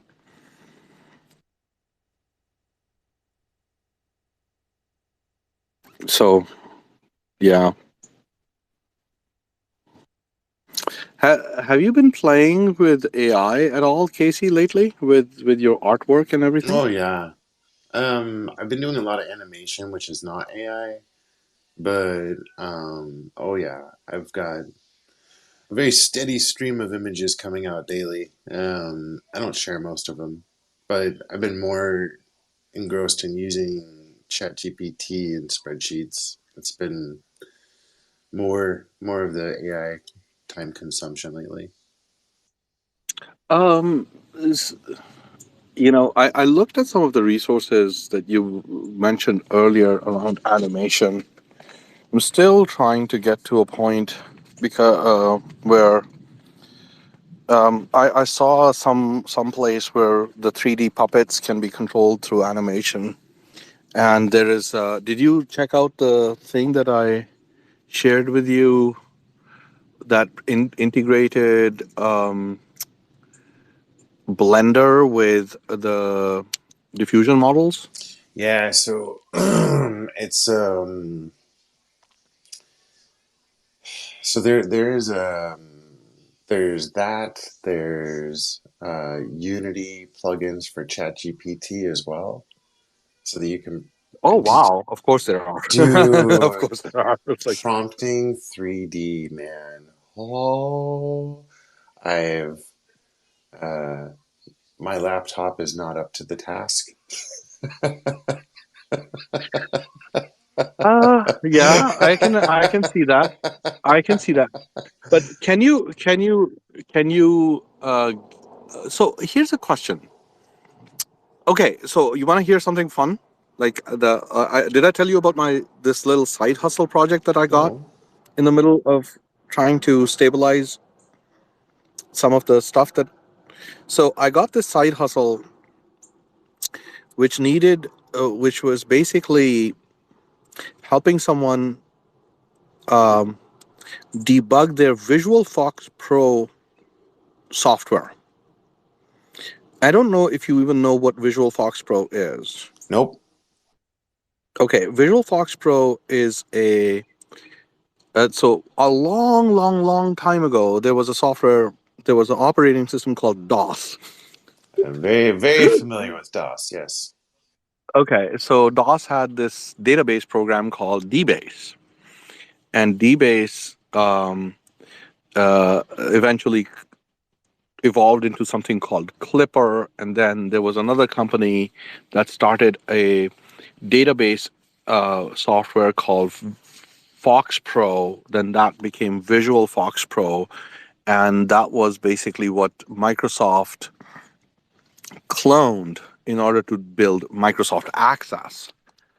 And then eventually Microsoft also bought out Visual Fox Pro folks, and it became Microsoft Visual Fox Pro, and that was a piece of software that ran like small databases on PC with it was full stack in one environment, right? It did the front end, it did the database, and it was retired in 2010.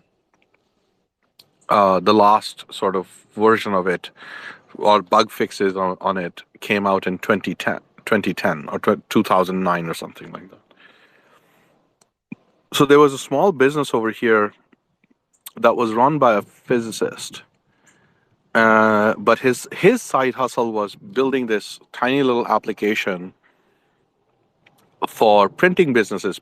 You know, when you want to get your envelopes and like logos and stuff like that, anything that you would send to a printer, right? So there are like a few hundred printing businesses that manage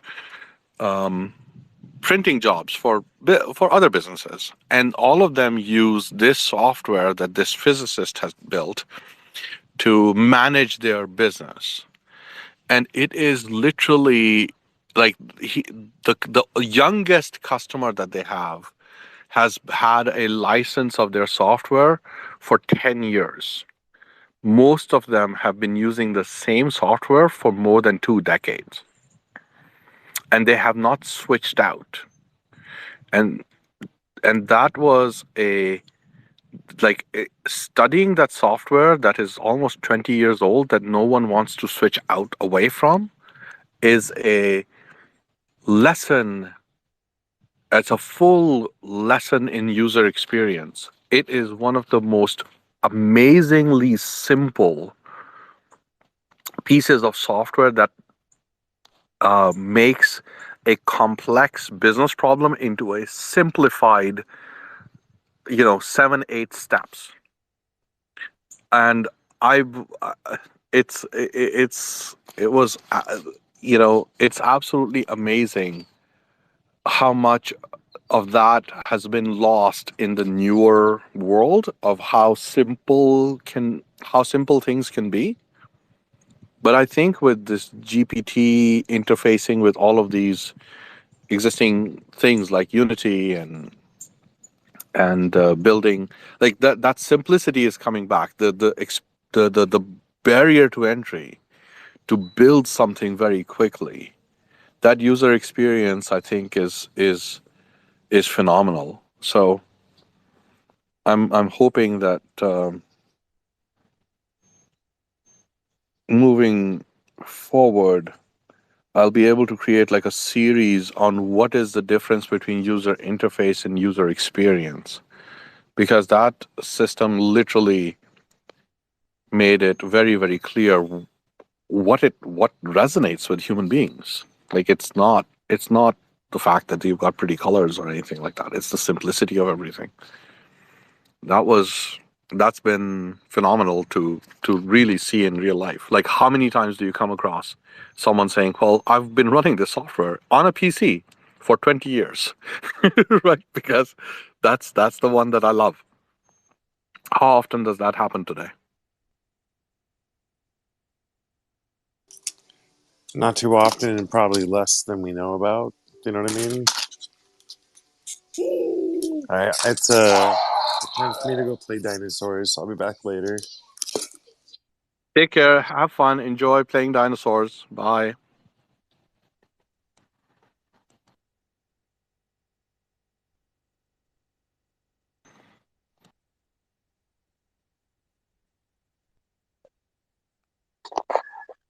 Hello, man. How have you been? Long time no see. Hi, Manish. Hello. How are things with you? Cool. A lot of exciting stuff. Getting there. As you said, the universe is there to help you as long as you're willing to take the help. That's right. That is very true. Um, opening one like it's really not that complicated a thing, right? I mean, you open yourself up, and all of a sudden, there are always opportunities, gates, gateways, pathways around, and we just end up petrifying ourselves into a situation with rather than just shaking it off and just looking. And that, I mean, it sounds very magical that you open yourself up to universe and then universe answers. Well, all that means is that there's a shitload of stuff that can be done that's out there. You just go out and do it. It's not. It's this. It's magical in one way, but it's also. I mean, that's just what's the reality, and we just somehow manage to put ourselves in some form of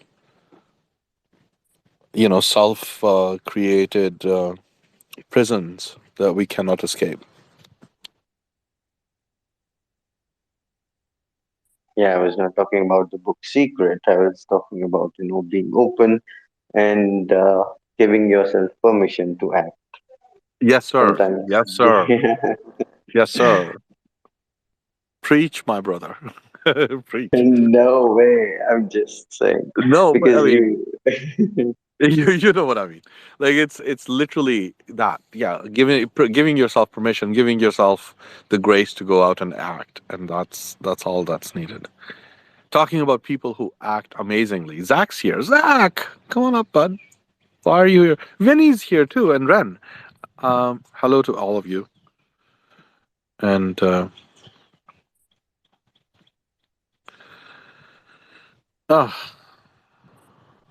How's it going, team? oh, it's going well, and it's going even better now that you're here, bud. I am driving to go try and register my motorcycle so that I can finally sell this thing and then pay down some of this debt and then make a plan of attack for the next phase of my evolution. That sounds amazing. Um, we should have a conversation a little bit later.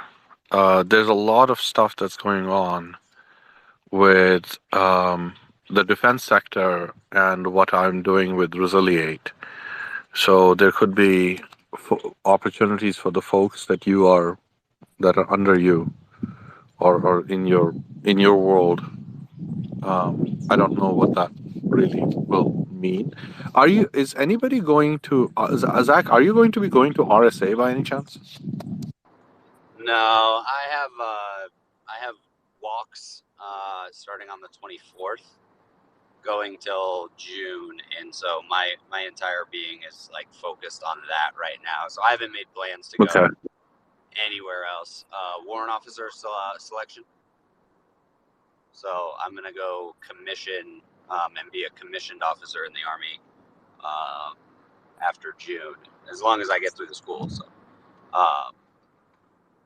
that's kind of my all encompassing like thing right now is one, incorporate automation where available in Win the War using AI integrations as much as possible, and focus solely on warrant officer. Pretty much everything else has had to take a slight back seat because those two really took like a prominent stance in my prioritization matrix. So that's just what I'm looking at. So what is the, you said RSA. RSA. RSA conference. It's a cybersecurity conference that happens in Vegas every year. And a lot of businesses descend there. It's probably the biggest cybersecurity conference on the planet. Happens in Las Vegas for 6 days, and it's a good place to kind of meet and do business with folks in the cybersecurity world.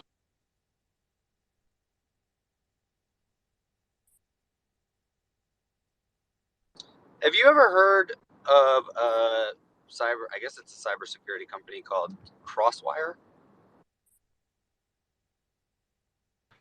Yeah. I'm meeting with their CEO tomorrow, so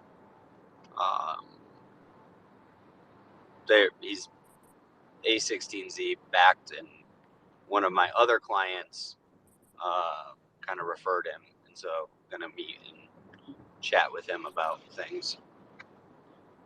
Let me see what I can. I have got. I've got a database that has.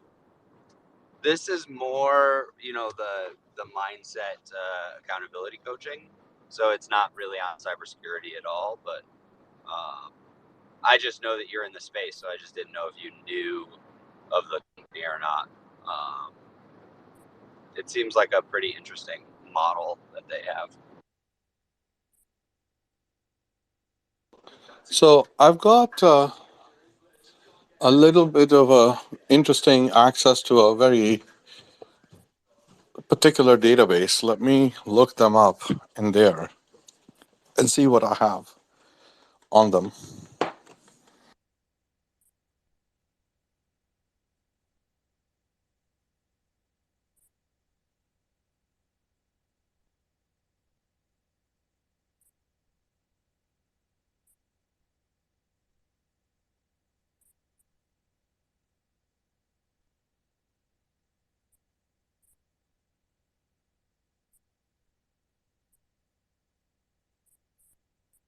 Is it crosswire.io is their website? Is that the correct one?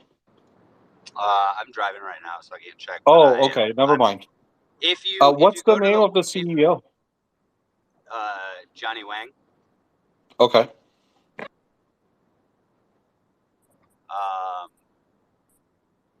The website, if you go to it, has a pretty cool, I don't know if you call it an interface, but when you scroll, it's pretty high res kind of motion. It's an interesting, I've never seen a web page like that. When I scrolled, I was like, oh, that's kind of neat. So.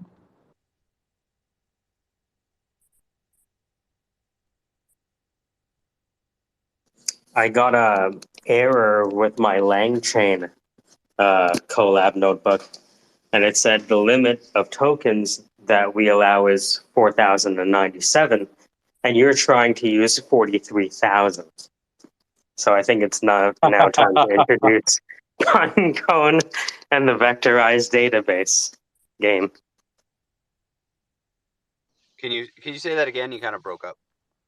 Oh, so I have been poking around with Langchain, started with text.txt analysis, moved on to .pdf analysis, and then moved on to CSV analysis.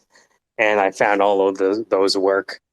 and I wanted to do a database. I've never used a SQL database, but I want to see, hey, can I get it to arbitrarily connect to a database and start generating insights over the database? And so I got that to work partially, and it broke. But I think the way it broke is instructive to the next step. So I'm just publishing that little video next, because these, like, if I look at this tweet now, it has 19.5 thousand views. Getting Langchain to work. And so I have other people at the top. You can see them asking questions and stuff like that. So for a view, do you need to click on it, or does it just need to scroll through your feed, or do you need to stop on it for a certain amount of time for it to count as a view? Yeah, I'm not sure what constitutes an impression. I didn't know if anyone had looked at the open source algorithm and seen what that is. There were a bunch of people pointing to something that said, "Oh, it's Elon Musk, Democrat, Republican," and like blocked. But I noticed that specific file they were referencing.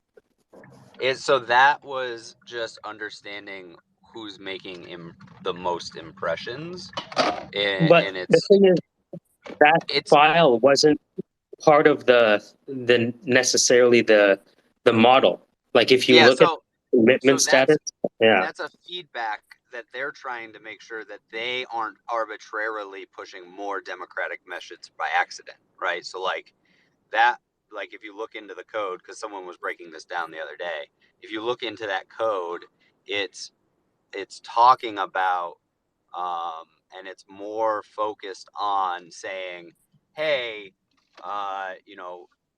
if Twitter all of a sudden was just like, 97% of messages pushed are Democratic leaning, then Twitter has to do something to make sure it's not like a platform looked at to be a Democrat, because it's trying to be apolitical. So that was the data there, was what they were saying, is that it's there to tell them, are they doing a good job of being apolitical?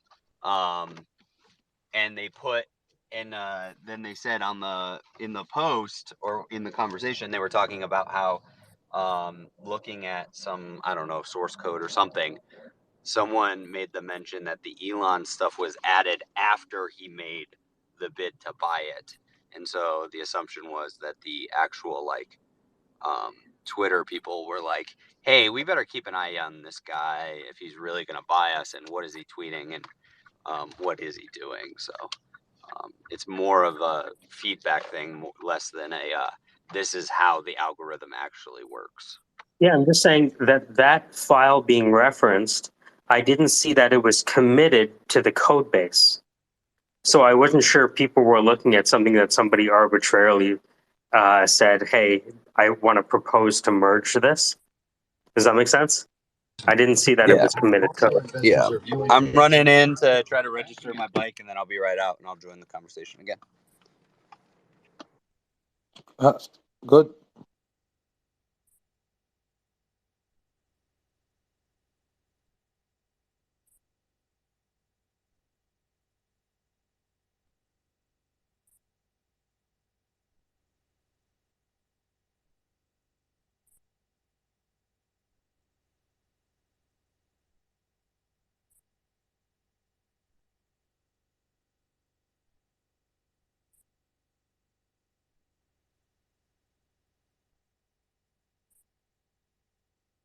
I presume apolitical does not mean that Twitter cannot have opinion about the policy makers. I think, it definitely, like, Twitter can definitely have opinions about policymakers, but I mean, the source code that they've released so far, people have tried to make something big out of it, but there isn't anything in there that's like supremely. It's not so bad. Like, so we shall see where it eventually ends up landing. but the more we get to know the Twitter algorithm, the better. But we're getting something in the middle of the stack. We don't know what goes in. We don't know what goes out. Right? When does the algorithm get engaged and disengaged from the in the grand sort of flow of things, even though they have got a diagram uh, of how it flows. It's not really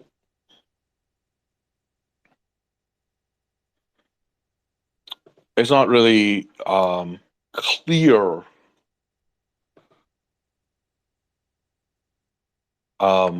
as to how any of this actually goes into the rest of the world, right? They've got their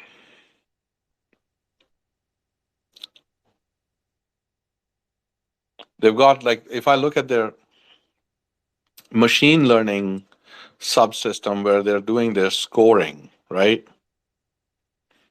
Um,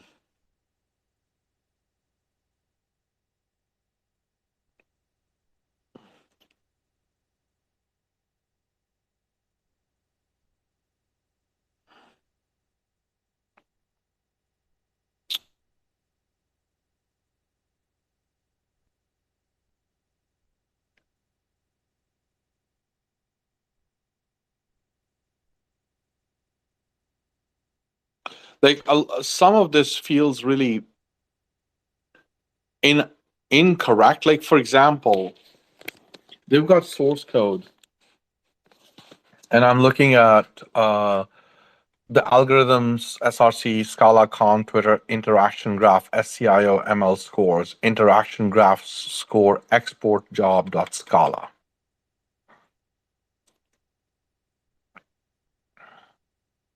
Mhm.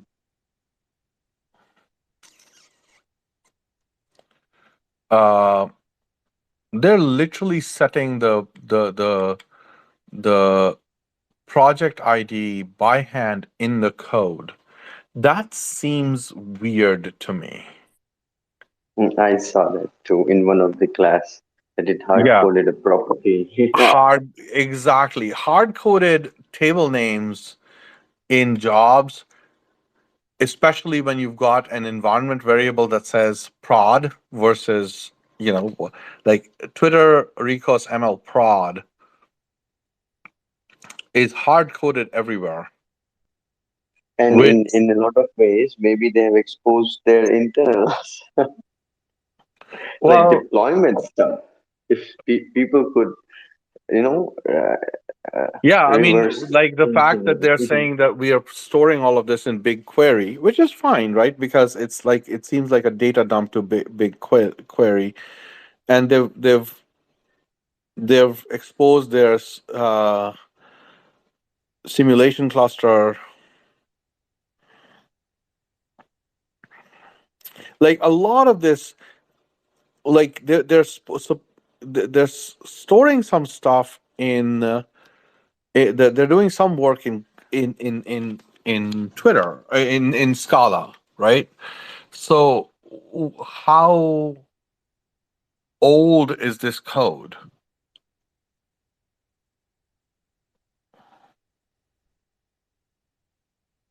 Um, It could be because a lot of components they get created in old text and stuff, but nobody cares to rewrite them or replace them. People start building on top of it, and then people start fearing because don't touch that. I mean, it would collapse the whole Twitter. Like, okay.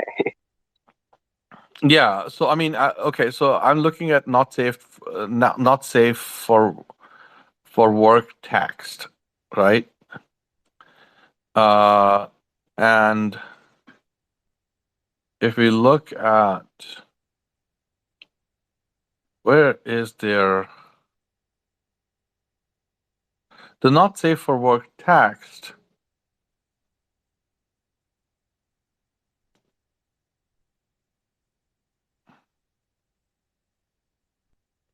Like, for example, they're okay, so they're doing this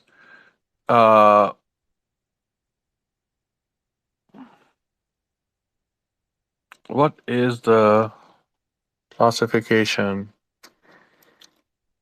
model? Okay, they're using train test split. No, that's just the model selection, metrics, average classification report, sklearn. Okay, where's the fucking model?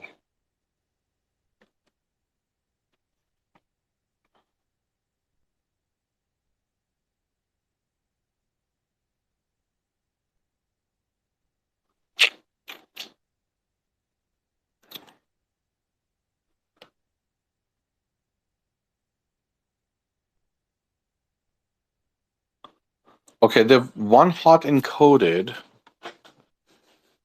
the data set.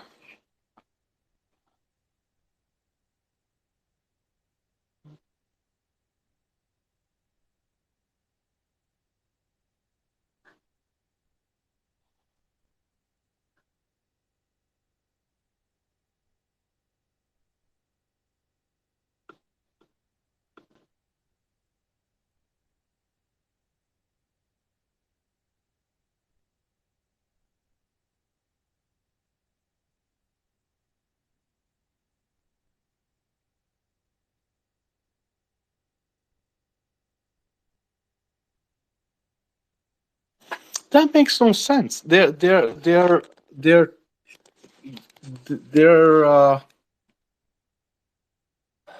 I'm okay in the NSFW underscore text.py, right? Look at line 88 through to line 97.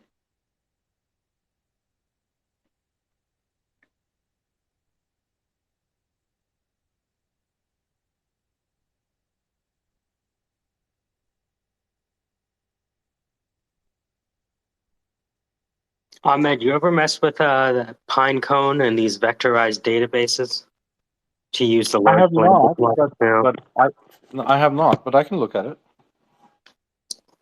I'm gonna upload. I got it to work on text on a PDF and even on a CSV, to the point that it's creating visualizations based on the data within the CSV from the Kaggle models that they provide. Mm-hmm. Not models, but the data sets that they use in the competitions. Mm-hmm. So now I'm at the point where I have the database and it works, but it failed because one of the prompts involved, too many tokens, obviously. So the next step is to use Pinecone or something else to vectorize this thing.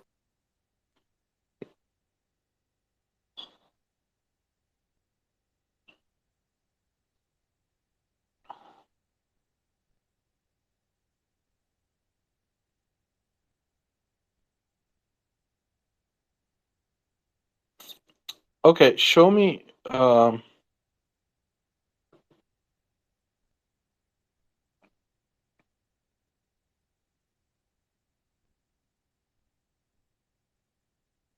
Like if you look at my name, like search my name from add attract funding and type in just Pinecone, you'll see a bunch of the tutorials that I've been looking at.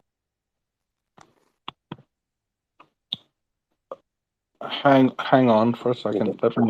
Let me get my bearing here.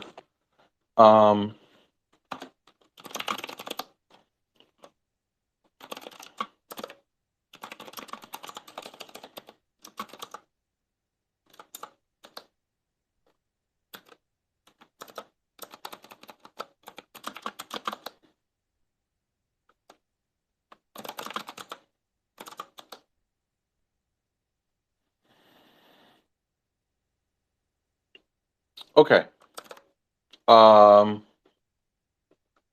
What am I searching for, and where am I searching it? So you can search in Twitter and go from at attract funding.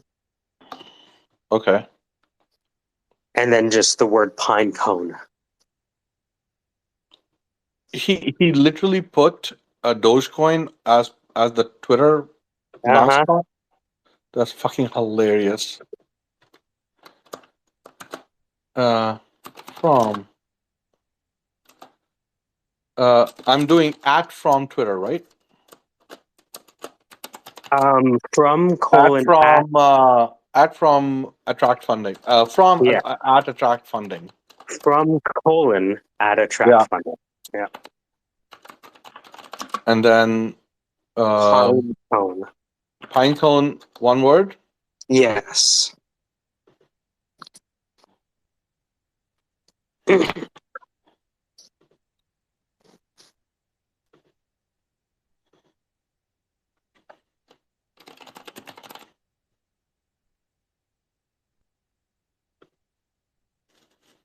Mm.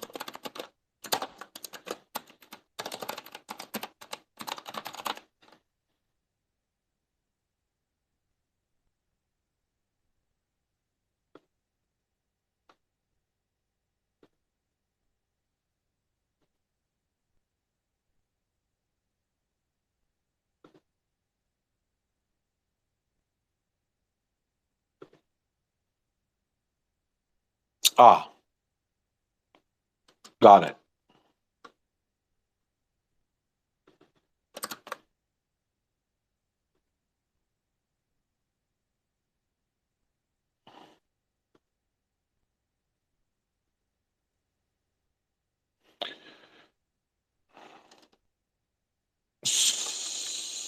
So that's the paper.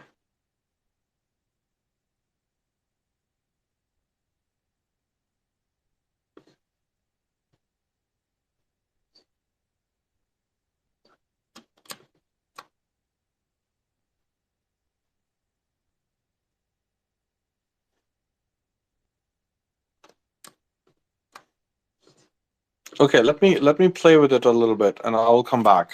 I'm gonna also have to go and charge my phone. But I'm looking at the videos right now. Maybe I'll jump on Discord. And, All right, sounds good. okay, because my phone is like at like 4%. I'll talk to you soon. I'll actually see you on Discord. Bye. Cheers. Bye.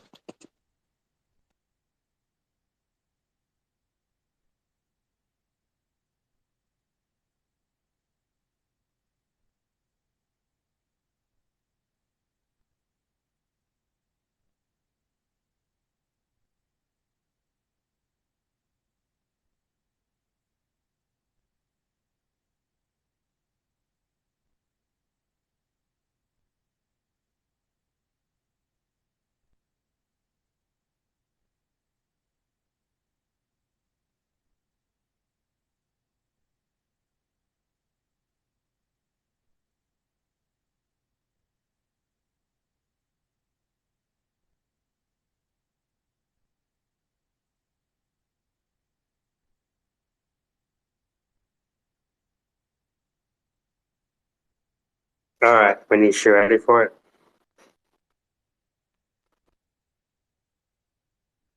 When was I ever? All right, here we go.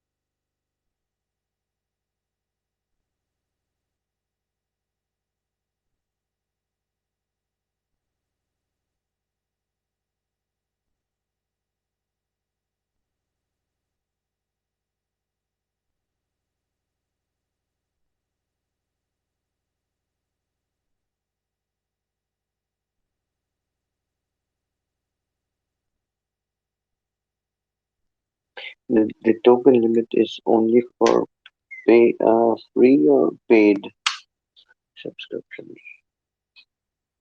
No, the token limit is on the amount of data that you can feed in at any one time.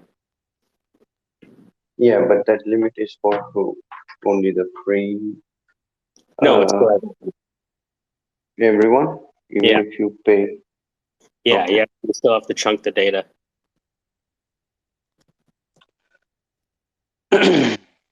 Hmm. So that's why they're using Pinecone. Yeah, so that you can split it. Okay, I got you. You understand? And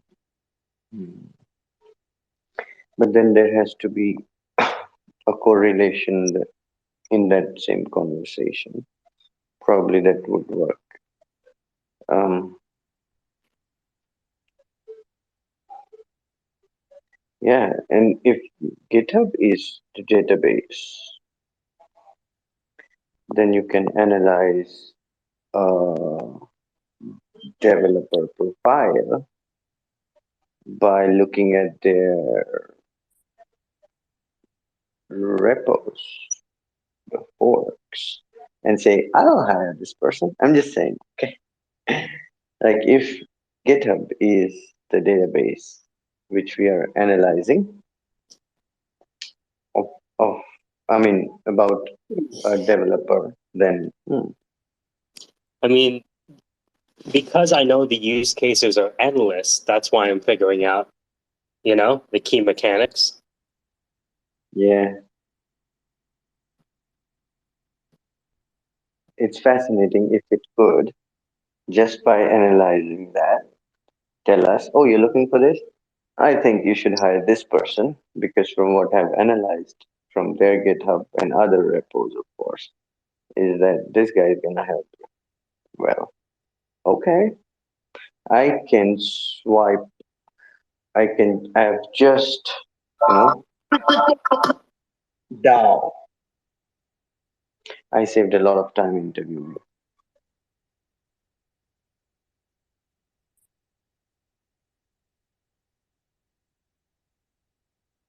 I'm sure you must have, thought of so many other use cases, financial analysis and other stuff. But yeah, Well, yeah, so the financial analysis is now, you know what I mean? That's just one of the things we can do now. Because all the financial analysis is creating a prompt template or an agent. Like for the Excel analysis, there's a data frame agent, there's a CSV agent, there's a JSON agent, there's a database agent pre-written. Like the prompt template is pre-written. You just import the prompt template. and based on your exploration on financial analysis, what do you think would be the time saved?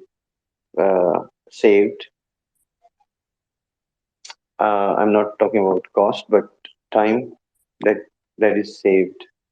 Well, that's what I want to see with Marco. I want to compete with a data consultant. Oh yeah, you wanna? Would you say, okay, now with this experiment, we proved that we can save 10x time. Okay,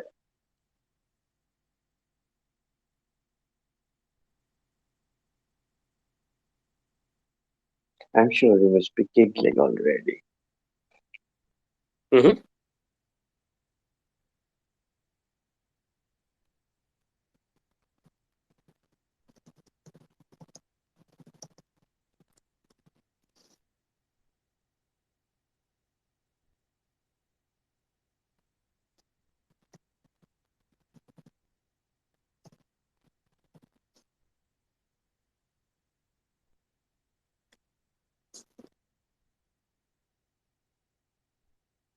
I'm gonna take a walk down the road. Probably, I might lose the connection for a bit, but I'll join back.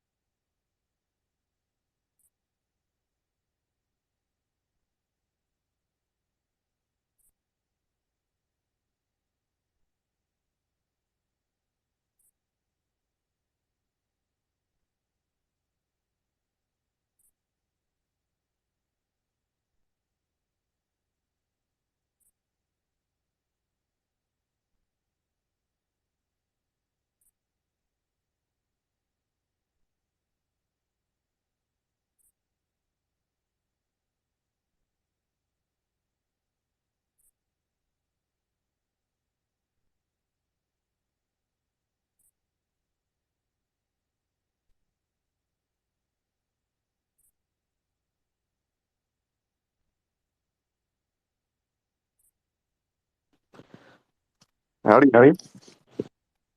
What's going on? Howdy ho. It's 3 a.m. I just woke up to some Instagram messages. Remember that thing that hasn't seen the light of day, Michael? Oh, yes. The most important thing you've ever done? Potentially. Well, it looks like what I'm going to now dub Project GOAT is still possibly moving forward. That's it. Can we can we be more cryptic? I feel at this point I probably shouldn't speak in public about it too much. Can we talk offline cryptically?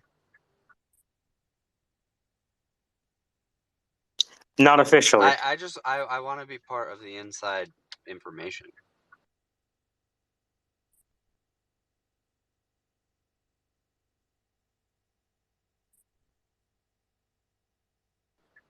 I'm just kidding. You don't have to. No, it's Look, I just want to be famous. So, Peter, if you get famous, I want to be famous. So, help me be yeah. famous. Peter's like, yeah. Peter's about to get invited to the parties. Peter, if that's the case, when people ask, you know, who helped you, just say, you know, my coach Zach, you know, the coach to the stars, and then that's all I need. Just one shout out like that.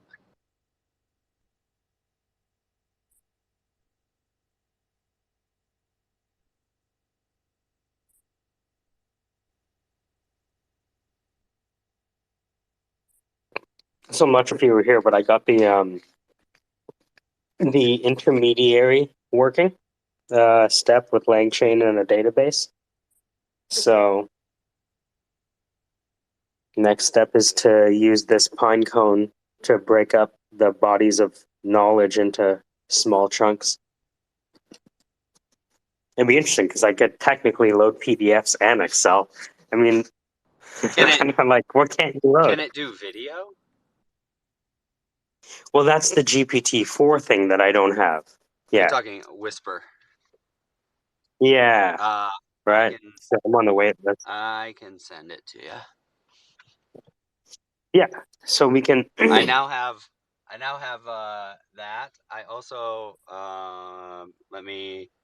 there's another one that you should check out that I just got early access to called Respell AI.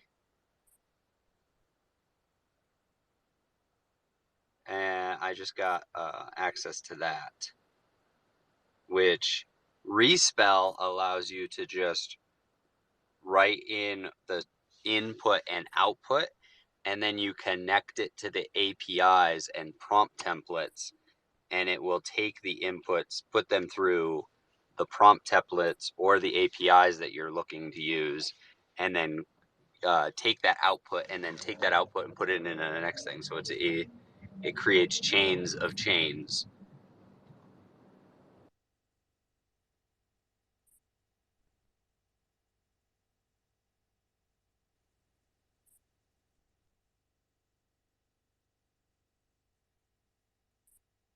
But their CEO just gave me early access to that, so check that out if you're interested. Yeah.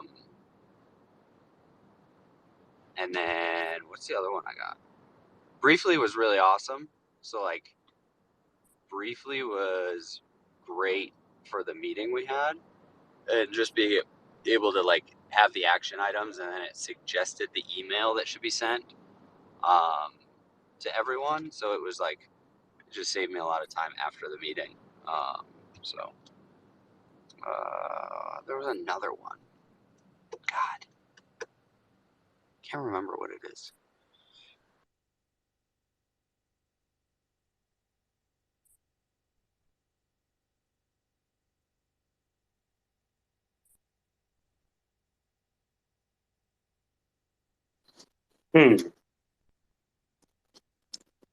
That would be interesting. I should upload that. Where is it? I love when you go, that should be interesting, and just like everyone hears you, and now we're all going, what would be interesting, Mike?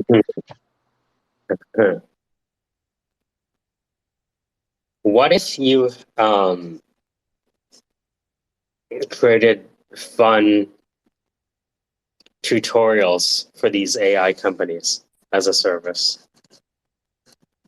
Be like, I know you explain it your way, and I'm sure your way is great, but what if you tried to inject some humanity into everything? Some wonder. You're already bored of your product.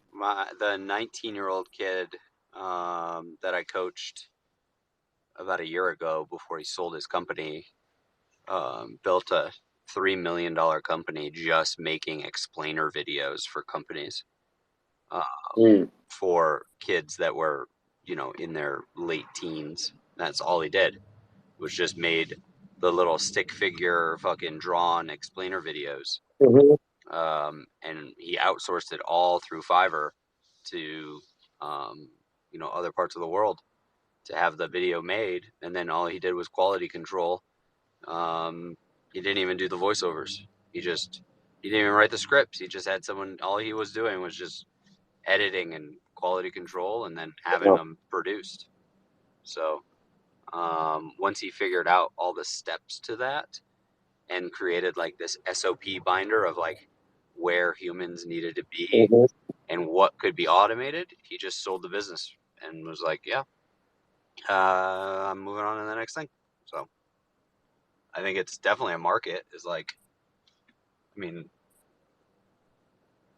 here's the thing, is that most of these companies, the large companies, are going to be paying people with many degrees to do that, to make it understandable for the rest of the population. But everyone below a certain market cap is probably going to be going to Fiverr and trying to find someone that understands it to make a script, and then take that script and take it to someone that can make the explainer video. And so like an agency that understands the minutia and can create it and can voice it is probably something valuable.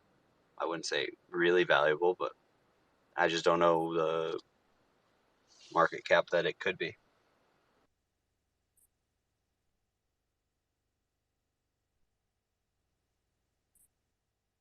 I mean, what'll be really interesting is to see what's next. Like, I'm interested at seeing what's the next evolution of this, because, I mean, think about it. A year ago, everyone was just talking about blockchain and Web3. Like, some of the things we're talking about right now weren't even vocabulary, a few months ago.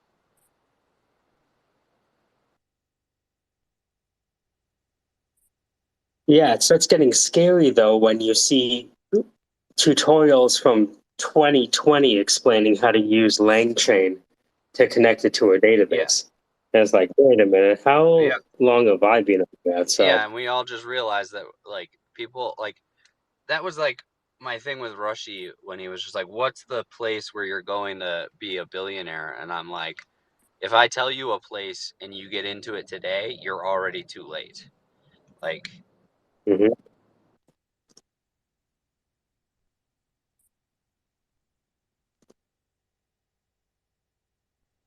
also, no one really becomes a billionaire on one idea, right? Like, very rarely. And if it is, it's because they're creating a brand new category that is impossible to replicate and like all these other things. Like, to become that billionaire, it's, making yourself 100,000aire and then building a brand around the fact that you are wealthy. And that's how that evolution happens. Like, Michael Jordan didn't become a billionaire because of basketball. He became a billionaire because he became a brand.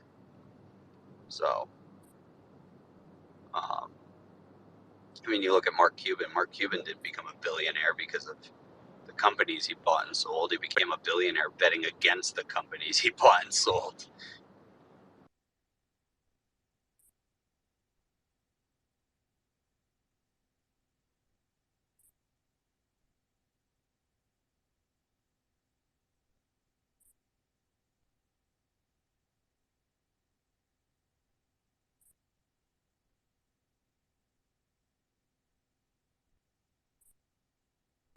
So, Pete, when you come into the States?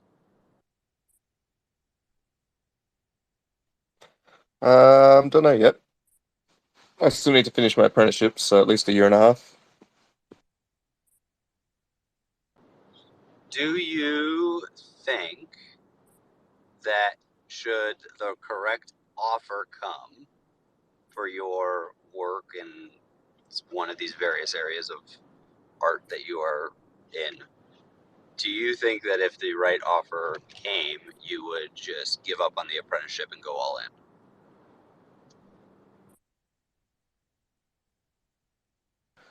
So that's a hard one, right? Because I've come this far. You know, I've been doing what I've been doing for like 6 years, and the apprenticeship's kind of like, going from laborer to apprentice the hard way, not being offered it as a young, like individual because I never went into it. I kind of want to just finish it for the sake of having that under my belt and having something I can do, be qualified to do. Loss That said, avoidance bias. yeah, that said, I know I don't necessarily need to be qualified to do what I do. Yeah, that was why I said the loss avoidance bias. It's like I've asked that question to other people who are like on that precipice of like something big might happen, but they might have to go all in to have that happen. And do they do that? And most of the time they decide not to, because safety and security, right? Like the way your brain will interpret this is that you are going to lose out on this opportunity, and you're pretty much going to lose out on the time that you've already put in, which sucks. So we'd rather give up this big chance in front of us, not to lose, and that's like human nature. It's like we will sacrifice way more not to lose and take way more risk not to lose something than we will ever do to gain a benefit. The other side of it, however, is that if the right opportunity arises, right, I believe even with the apprenticeship, I could put it on pause, so to speak. I could say, I know my boss wants to retire, um, but I could talk to the company and be like, look, this thing's come up. It's too good not to take a chance at. Would there still be a potential for me to come back and finish my apprenticeship through you guys? Should this not pan out, because this is something I need to have try it. And it happens all the time. There might only be a limited window on it though, which, again, you want to sort of have some sense of safety about it. But I think if the right opportunity arose, it cleared out my debts, and it just put me back into a position where I didn't really have to worry about money as long as I'm making money, then, maybe. I do want to do art full time if I could. I gotta run inside and pick up the folks.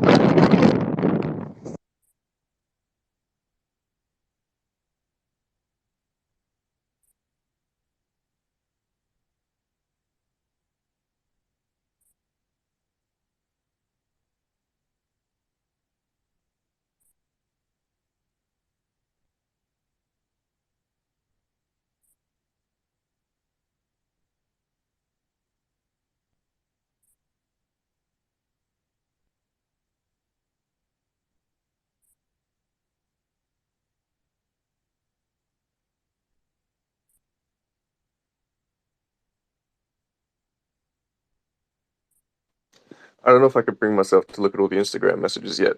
There's 11 new messages. I've seen part of it from my preview. And I'm just like, it's 3 a.m. I should be asleep. Take your time. And I'm like, Yeah, you have to learn how to be the elusive, esoteric, short-spoken artist.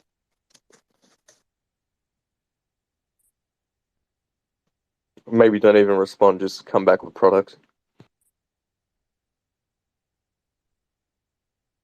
That That's sounds usually stupid,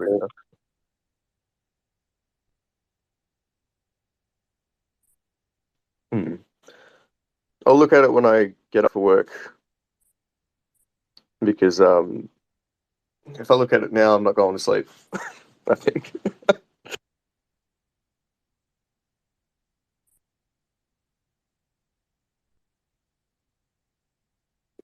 This morning, this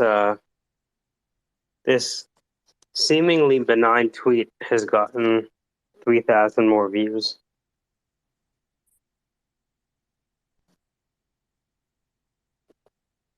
What's that one? I'll put to the top.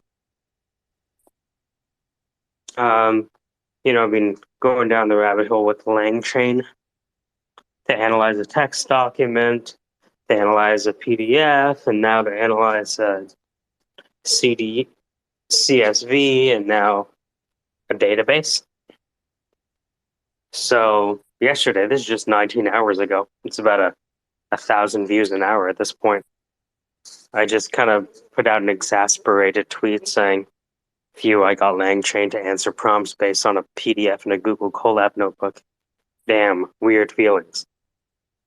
And it's up to I think I struck a nerve with it. What that nerve is, I'm still thinking about because I want to build it into the content.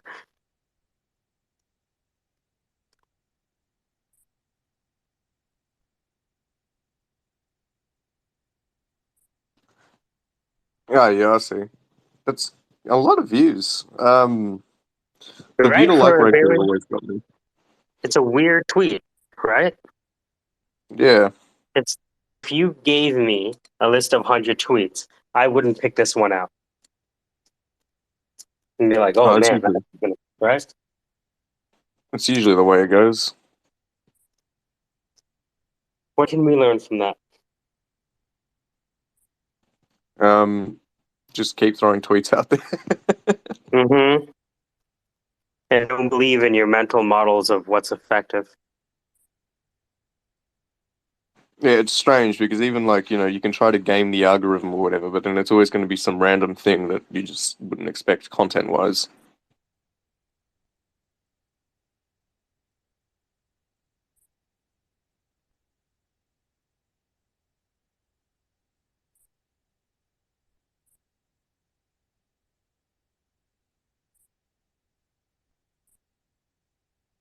I will say this, taking accounts, when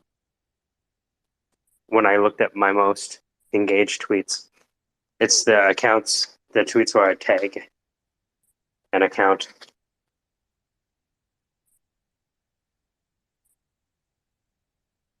It's the what, sorry? Like when I tag an account, so you see that I tag Oh, yeah. Langchain there. Yeah. Yeah, well, they retweeted it, so. Did they really? Let's see if I go through their list. 2 hours ago. They're pretty active on their Twitter.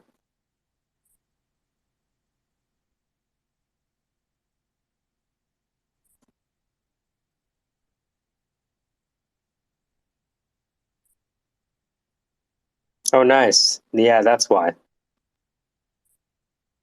It did get retweeted by them.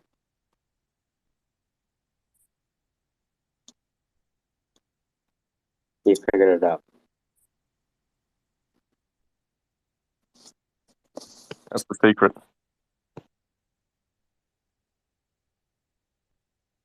If you can land the right retweets, your content just automatically explodes in terms of views and presence or whatever.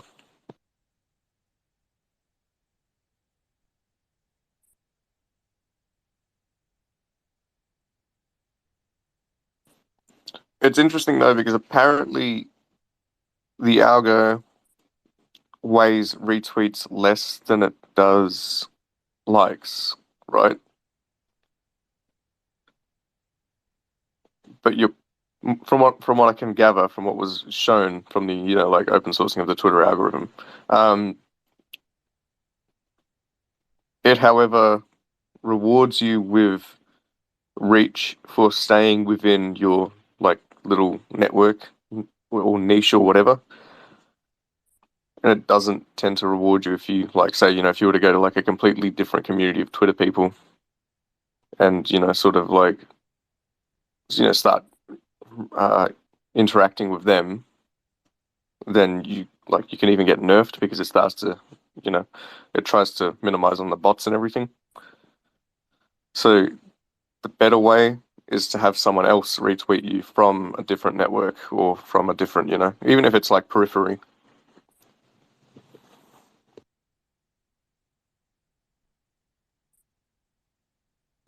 Yeah, no, you're absolutely right. I saw the same thing with the Twitter Spaces theme song. When we were retweeted by someone with almost 1 million followers, that's when Twitter noticed.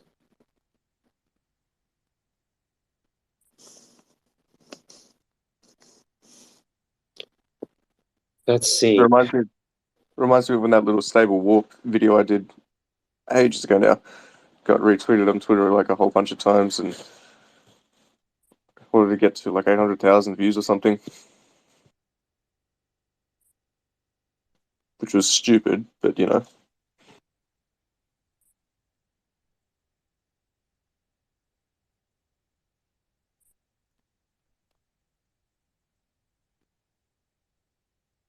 $20,000 impressions.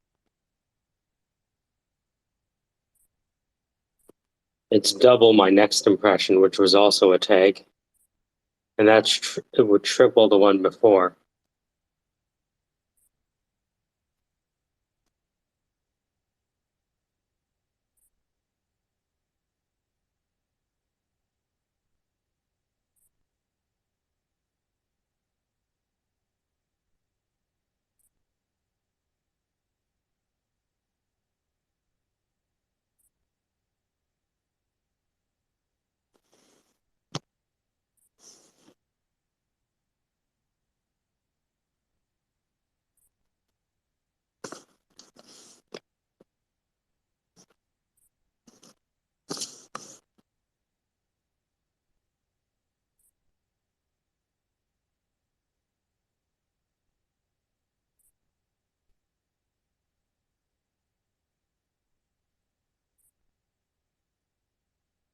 Hi, is this the Syndicate? Hello? Hello? What's up, y'all? Are you a cop? So you guys still talking about this Langchain thing, huh? It must be the real deal. Attract funding. I know you've been through a lot of tools in your career, but even in the last several months, I feel like you've scanned through a lot of tools, utilities, things like this, and I'm getting some excitement vibe about this thing.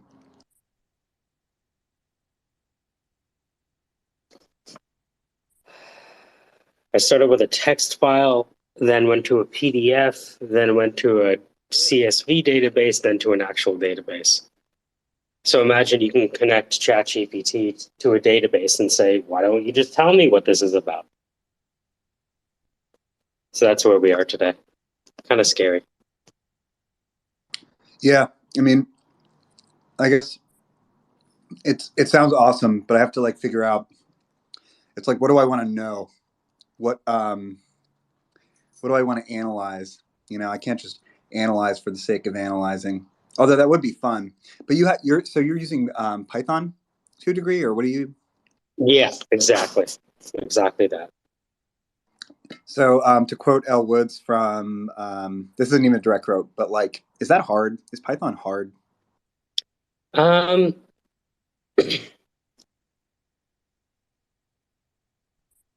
I'm creating a course because it was hard, if that makes sense.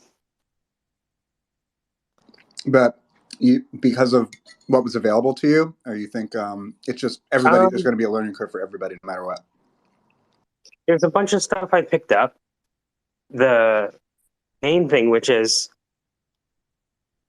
you can use ChatGPT to teach you how you want to be taught. Even if you have to ask a question over and over and over again until you understand it.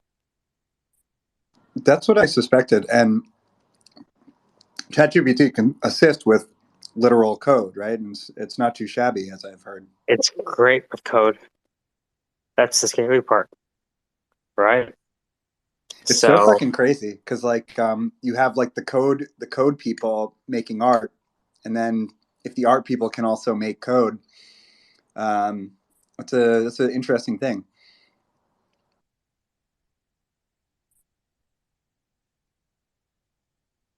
Although I've never heard you call yourself an artist. You're a recruiter. You recruit artists. I'm a fan of the people that I recruit, let's say.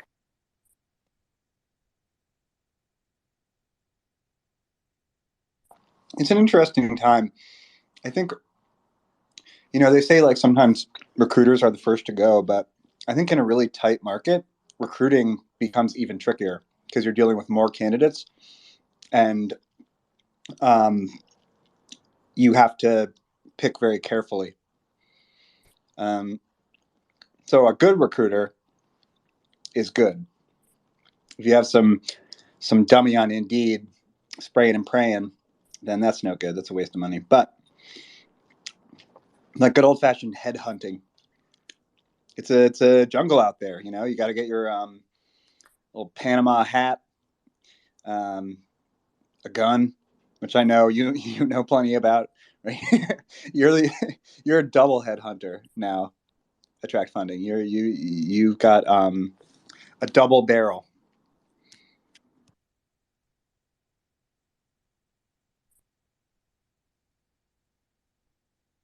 Well, let me revise that. You're a headhunter on the one hand, and you're a diffuser on the other. We're living in very strange times. I think so. This is all very strange to me that this is possible.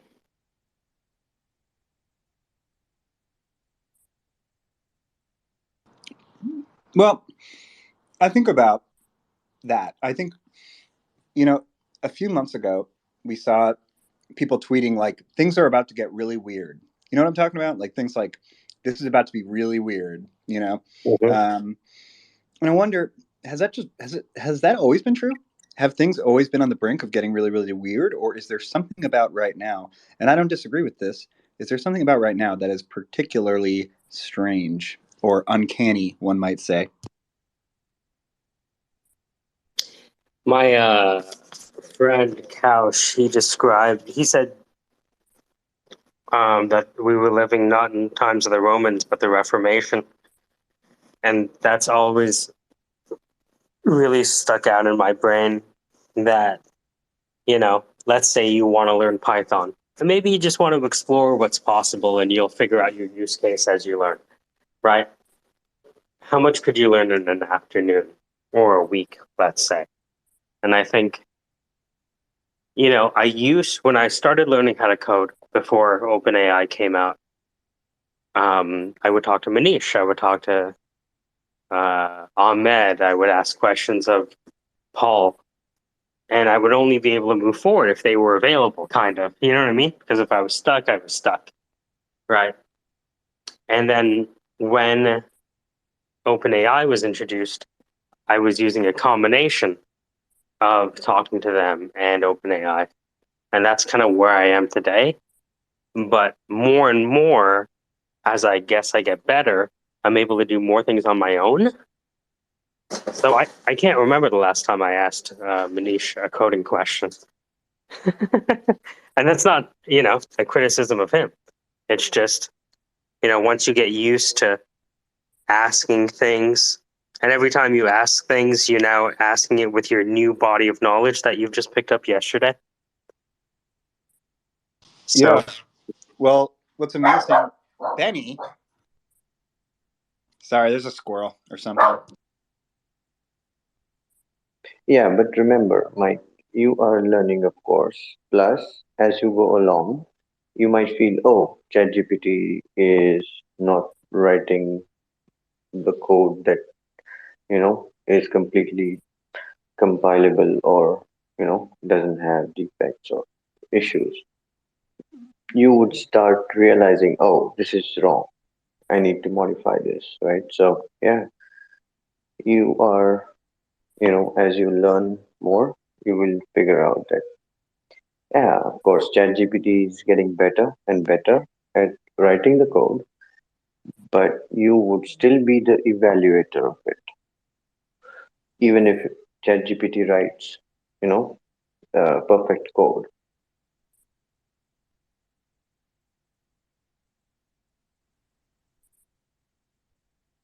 Well, I think it's like it's the knowing the skill versus being able to use a tool effectively. I think ultimately, the more you apply the knowledge, the more you start to get a working knowledge in your own head.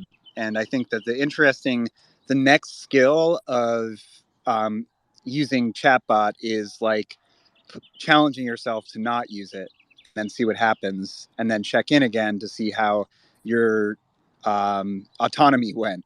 Not to say they take away your autonomy, but going solo, so to speak, is when do you just sort of give it a shot and then report back with what happened versus walking through it with that, or is there even a use for that?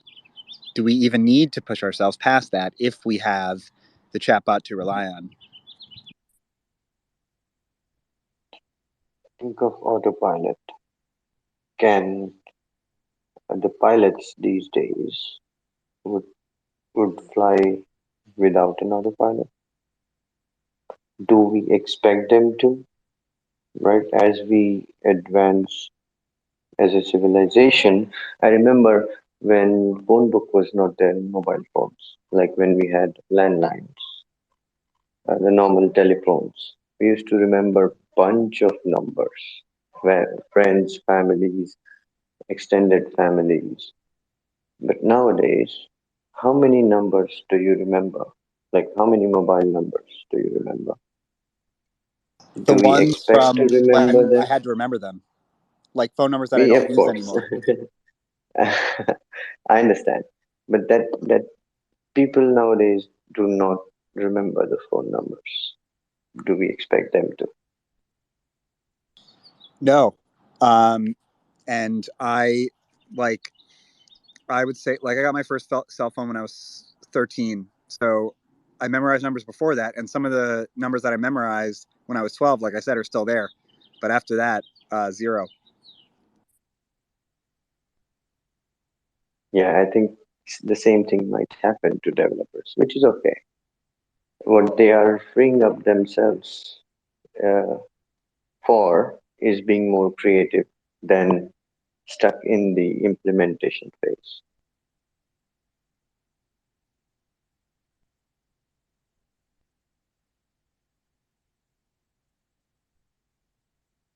And that's the thing, like, as these tools allow us to soar to higher heights, my I have this anxiety about, well, what if the platform disappears and I just fall, but I think we've come to rely on. I'm not worried about like my phone book disappearing on my cell phone, so it's interesting to sort of take that leap or climb as high as you can. Of course, there you've got like the Tower of Babel gives us a nice analogy to look through. We build so high that we stop understanding each other, or you got the Daedalus thing too, the Icarus thing. Fly too close to the sun. But I'm not worried about personally myself flying too close to the sun right now.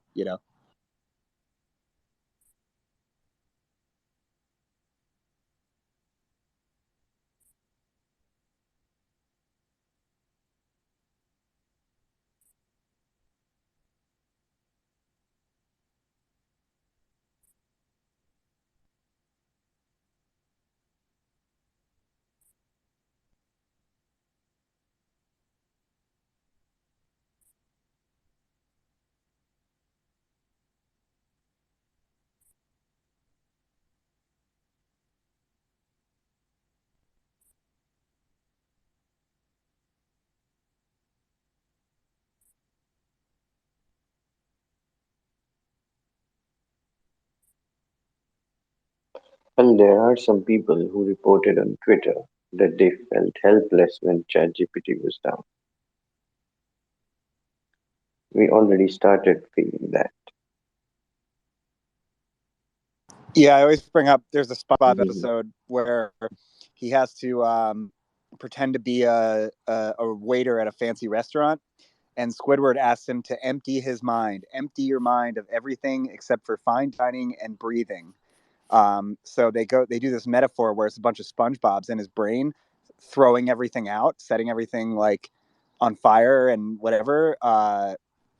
And he becomes an expert. He's an expert at fine dining and breathing. And then the guest is like, "You've been such a great server today. What's your name, boy?" And he's like, "My name." And then it goes into the little SpongeBob's in his head, and they're all scrambling. They're like looking through every little file. They can't find the name anywhere. Um, it's a funny thing, and I do understand like for instance, if you help ChatGPT, if you use it to really like climb your way into a role, you get hired based off of what you're able to collaborate with on ChatGPT, and all of a sudden maybe it's blocked on your work. I don't know why a company would implement that, but we might find ourselves in that scrambling moment where we're looking. Of course, then you would go back to looking it up. Just Wikipedia. Like there are other tools you can use. So I don't know. It's an interesting time, and I cite Mike's feeling that it is an interesting time. Like with the Reformation, as I've learned, it's like um, no one's coming down and proselytizing and evangelizing a specific method. They're giving you the resource, and you seek for yourself the message. Of course, that opens it up to folks system building for themselves and beginning to proselytize. There are thought leaders today who are showing like these are the best ways to prompt, and I think it'll be interesting what systems arise out of that if people really become leaders, and there becomes methods like, oh, that's the Manichean style of prompting. It'll be interesting to see how new um, frameworks and the institutionalization of those frameworks, to see how that works. Institutionalization has already happened.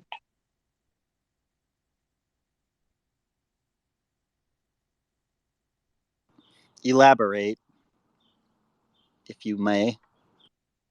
Yeah, there will be people, and there are groups who have certain ways of doing things, and they have kind of having informal institutions in a way that they think that is the way to use the AI, and others are not using it right.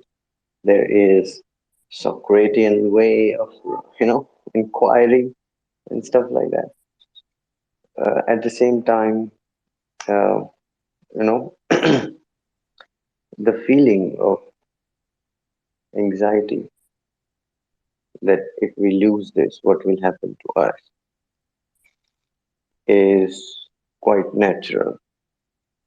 And while there are banks like Bank of America, which may say, "Oh, we ban ChatGPT for all our employees because if they are using it, it means they don't have the brains to create." I mean, those companies might fall behind a little bit. We'll see how things evolve. It's all evolving in a lot of ways. We don't understand yet the implications of it. And I think the the institutionalization that has the most sectarian feel to it is the call it a schism between those who believe in the intelligence of the platform and those who don't. I think the AI community is split on thinking that these things are the apex moment, while others are saying this stuff is dumb, don't trust it.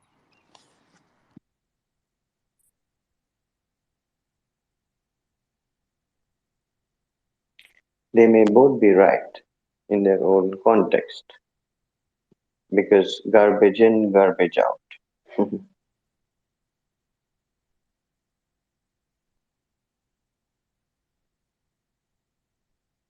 It's how we use the tool.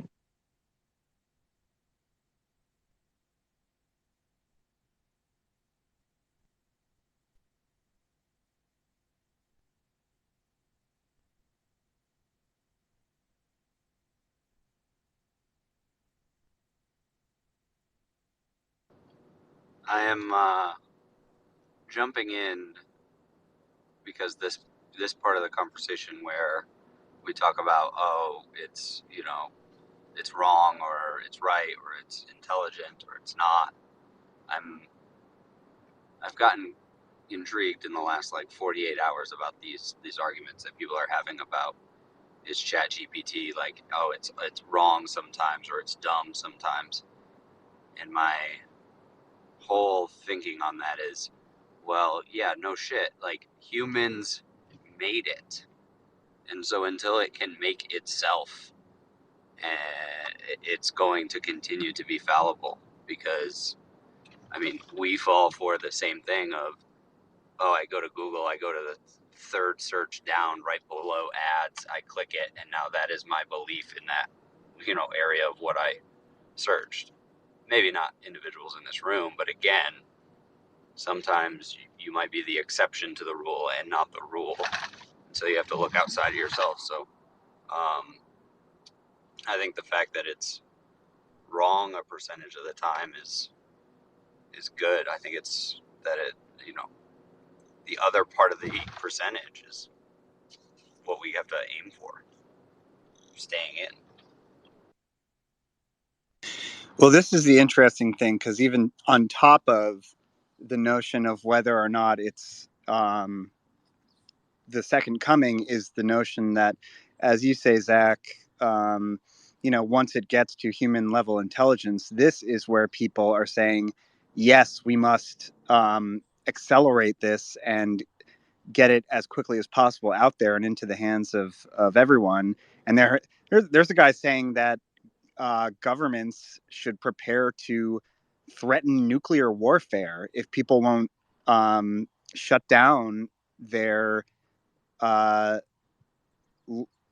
development, tracking the purchase of GPUs. Like, that is where it gets really crusadery for me. We have been having this same conversation about Bitcoin. There's a whole individuals that are just, their entire conversation is, how do we prevent the government from shutting down Bitcoin, and how do we create nodes, and how do we do this, and then same with AI, and then say, right, like if people are talking about how Bitcoin's going to not take down, be the second coming of, you know, and it's a religion, and, you know, thank God for someone who made this, and all of this like wild stuff, and their entire thesis requires the economic collapse of the entire world. You're going to hit a point where we are going to be at war, should that come, where nuclear weapons will be used. And so all of these technologies, any type of innovation of scale, is going to scare everyone. I mean, look at Y2K. When Y2K happened, we're just having that same conversation. It just happens over and over again.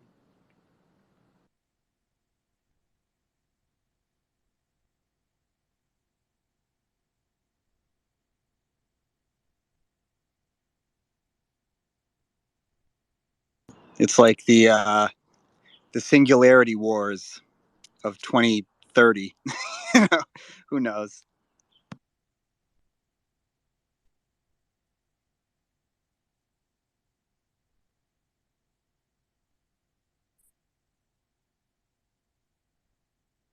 Does anybody have a resume builder site that they like? I've got decision fatigue.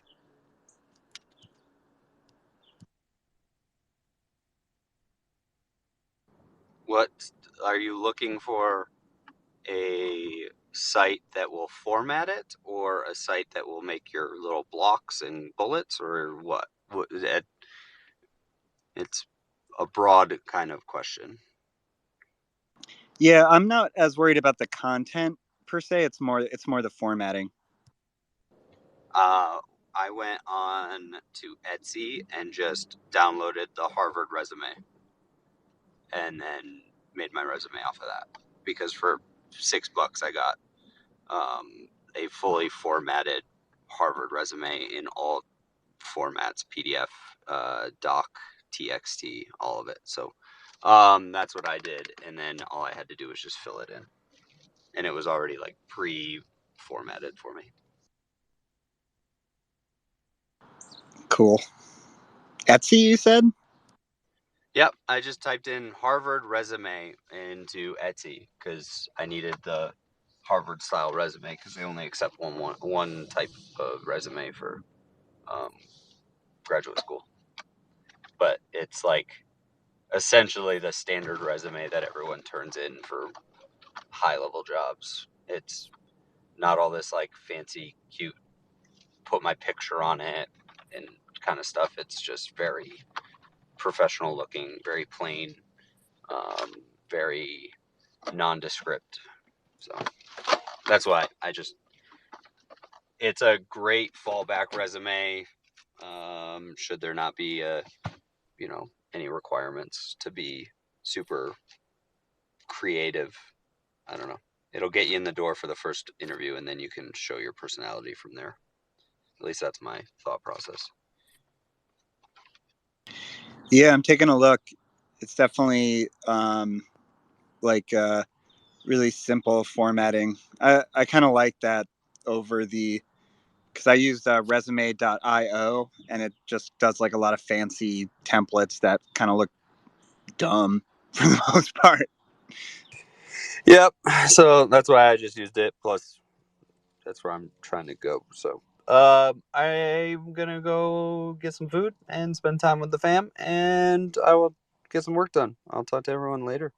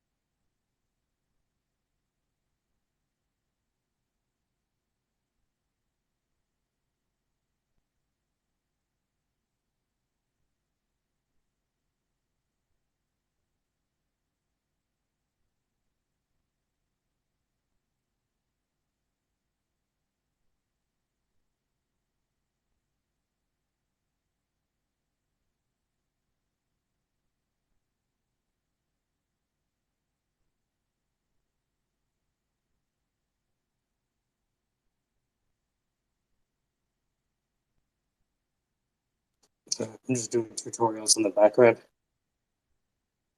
Alright, this is the last one for today. How to get Langchain working in under 2 minutes and 20 seconds. Howard with only the ability to copy and paste.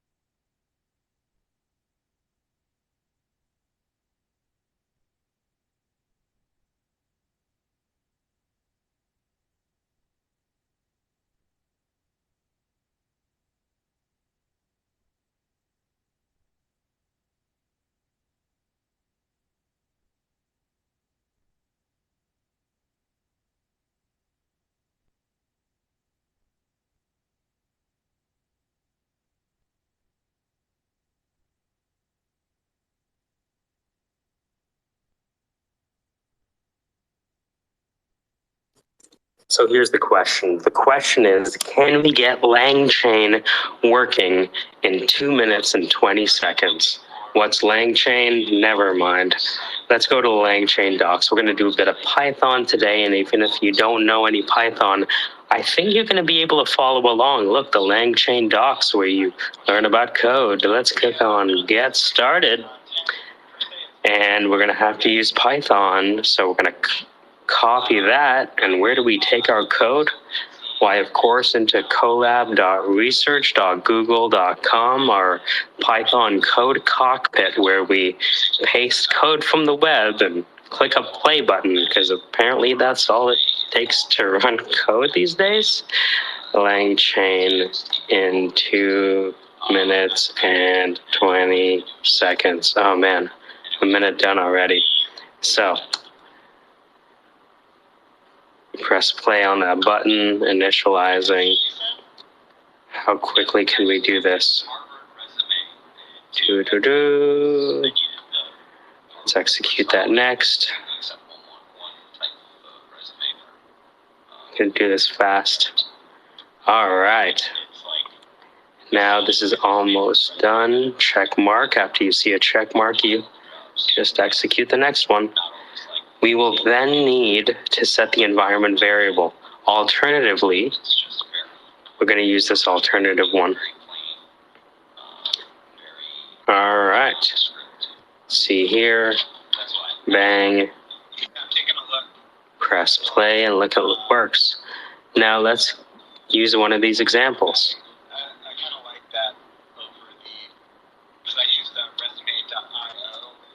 All right, let's run that. Let's run this.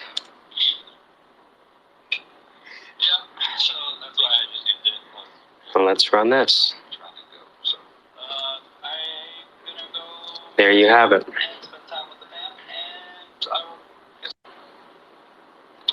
So here's the question. The question is, can and done.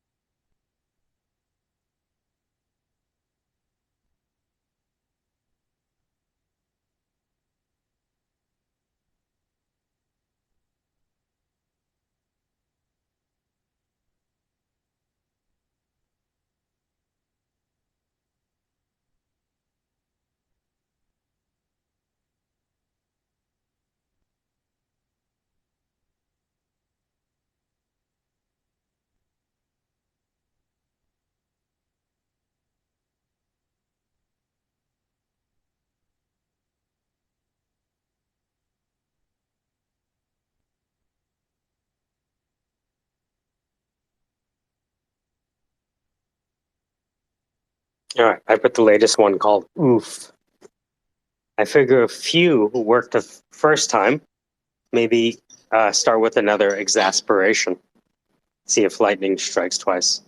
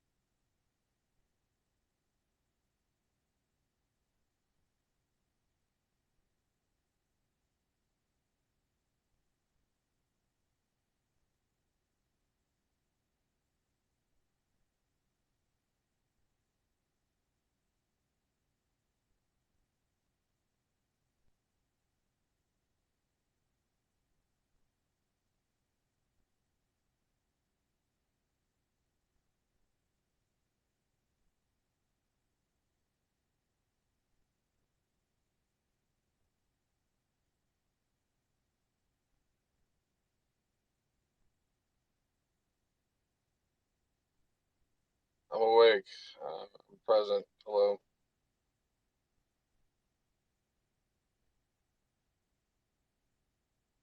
What if you could win a data science competition without knowing data science? It's totally doable, man. Come on, that's a Right? good exercise for Brad, Bard. I call him Brad. It's a good exercise for Brad or Chet. They would do really good at that. You know what I'm saying?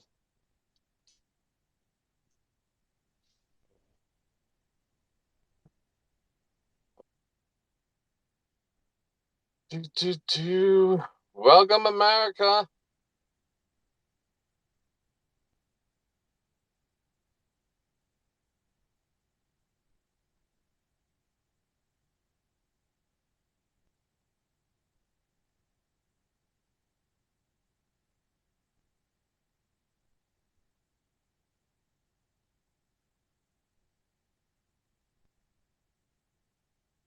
Anyone hear me?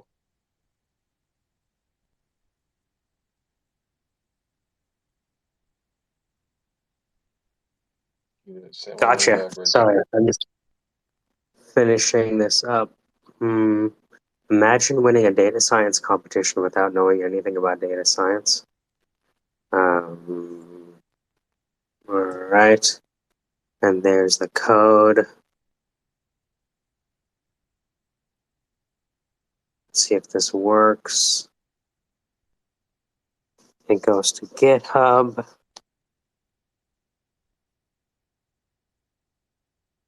Yeah. All right. Wicked.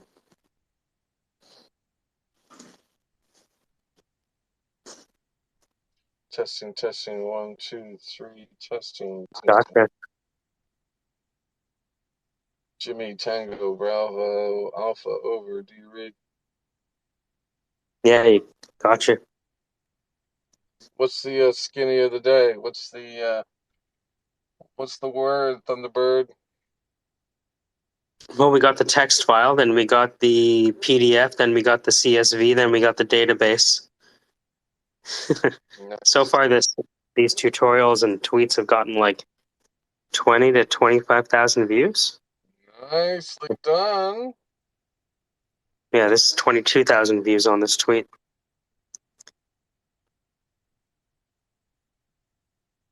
Yeah. So people are paying attention. It's a lot of fourth year computer science kids, actually, when I look at their bios. Nice.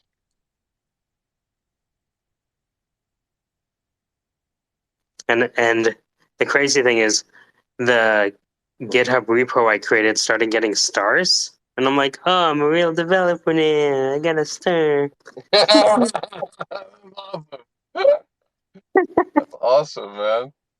I've been catching out the videos on LinkedIn. I've been like, okay, I gotta like suck all these down. And then at the same time, like Michelle's looking at me, she's like, what are you doing? I'm like, I'm trying to keep up with Mike. He's on something new. I gotta follow him here. Where is he going with this?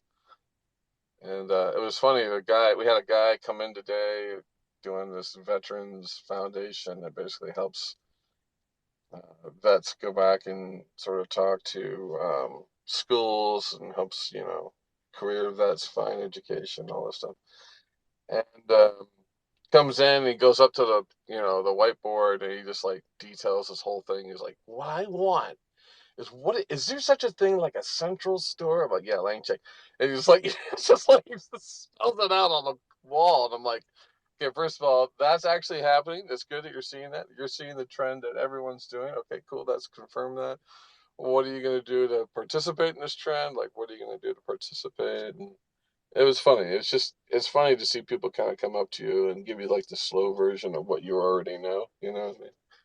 But it's all good. I mean, it's interesting. There's demand for it, but we're in a new business sort of reality right now in terms of like how money is like broken out and divided across companies and like we don't have the same business climate as before. It's just different, but it also means that clients are opening to maybe not necessarily building a specific solution for them versus building a solution that can fit everyone. So it's sort of doing a little bit of that. So we're thinking more about building one startup of which multiple clients could support, that kind of mentality, because no one's going to write a check for the bigger stuff. At least right now, we're not finding the right audience, but we also have to sort of impress the right people in order to get in the right room. Half this battle is getting in the right room with the right person, really. But,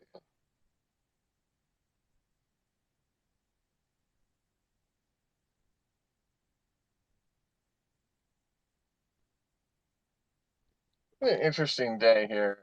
Just a quick observation. So here's a man with a girl, and they're bringing in what appears to be like a pet hamster or maybe a rabbit, like on a little cart, and they're like just bringing it into the bookstore. That's a first. Just really quick there. Let me grab that while I saw it.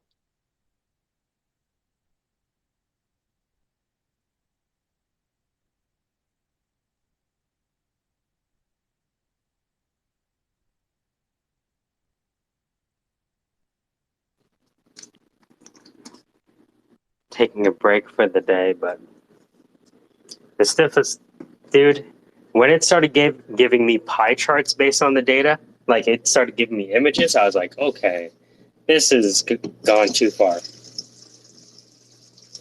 Making another coffee. Sounds really cool, man. I gotta go through all those tools. Got some spin wheel action coming your way. We'll see. I mean, what would you do if you knew you could take a database and start generating insights with it? God knows. I don't know. It's huge. I mean, it's huge. God knows. Yeah, God knows exactly. Yeah. Well, but there's a lot of specific things too. I mean, like today we were talking about the Warren Buffett letters. You could take all the Warren Buffett letters. You could make a master engine for that. You could look at all your reports. Like, you know, we used to do a lot of work with Kohler, which does sinks and faucets and that kind of stuff. We always talked about doing a master index of all your research. I mean, that's here now. Yeah. Yep. Because it's working on the Kaggle data sets. You know, Kaggle is that data science company and they do the data science competitions. Yeah. That's where I'm getting the data from. Right? So if it can work on that, what can it work on? I don't know yet. I asked Marco. Marco, get me a database. We'll have some fun. It's pretty wild, man. Gotta catch up. Gotta propose things. Also, you need to subscribe or set up for the Google generative stuff, because if you're making sense of all that, you could probably crank your way through Google Suite and actually discover their tools at the enterprise level. I'm kind of playing with it now, but yeah, I don't know what I'm doing most of the time, you know.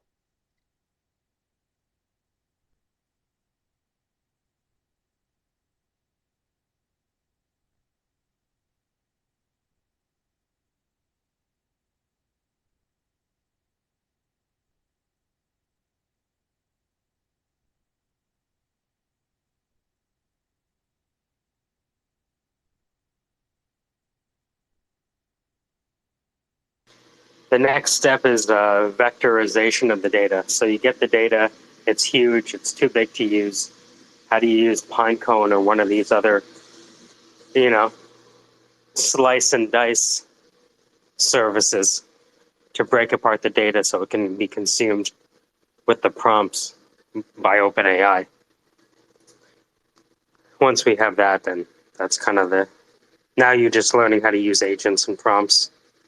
Yeah, I could see that. Makes sense.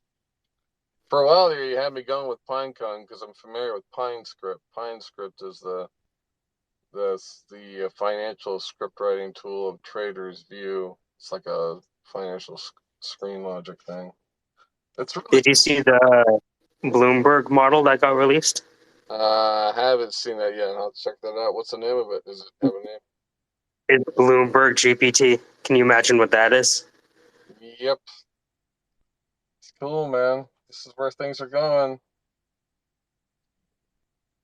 Kind of, but you know what? I still see a certain amount of calamity coming. I don't really know where the new wealth is coming. We have to follow the new order of cash, meaning how does cash get distributed, who's burning what cash, and at what intersection.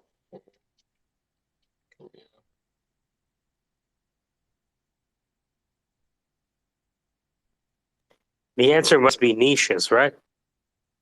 You can't go wrong with the right person in the right niche. You really can't go wrong with the right niche, but also understanding what would be future niches. Like yesterday, I was looking at a Bed Bath and Beyond stock, which has definitely been beaten to hell, and it shouldn't be alive, and it's a terrible company in a lot of ways. However, Bed Bath and Beyond is a lot of different storefronts, and what's coming to storefronts?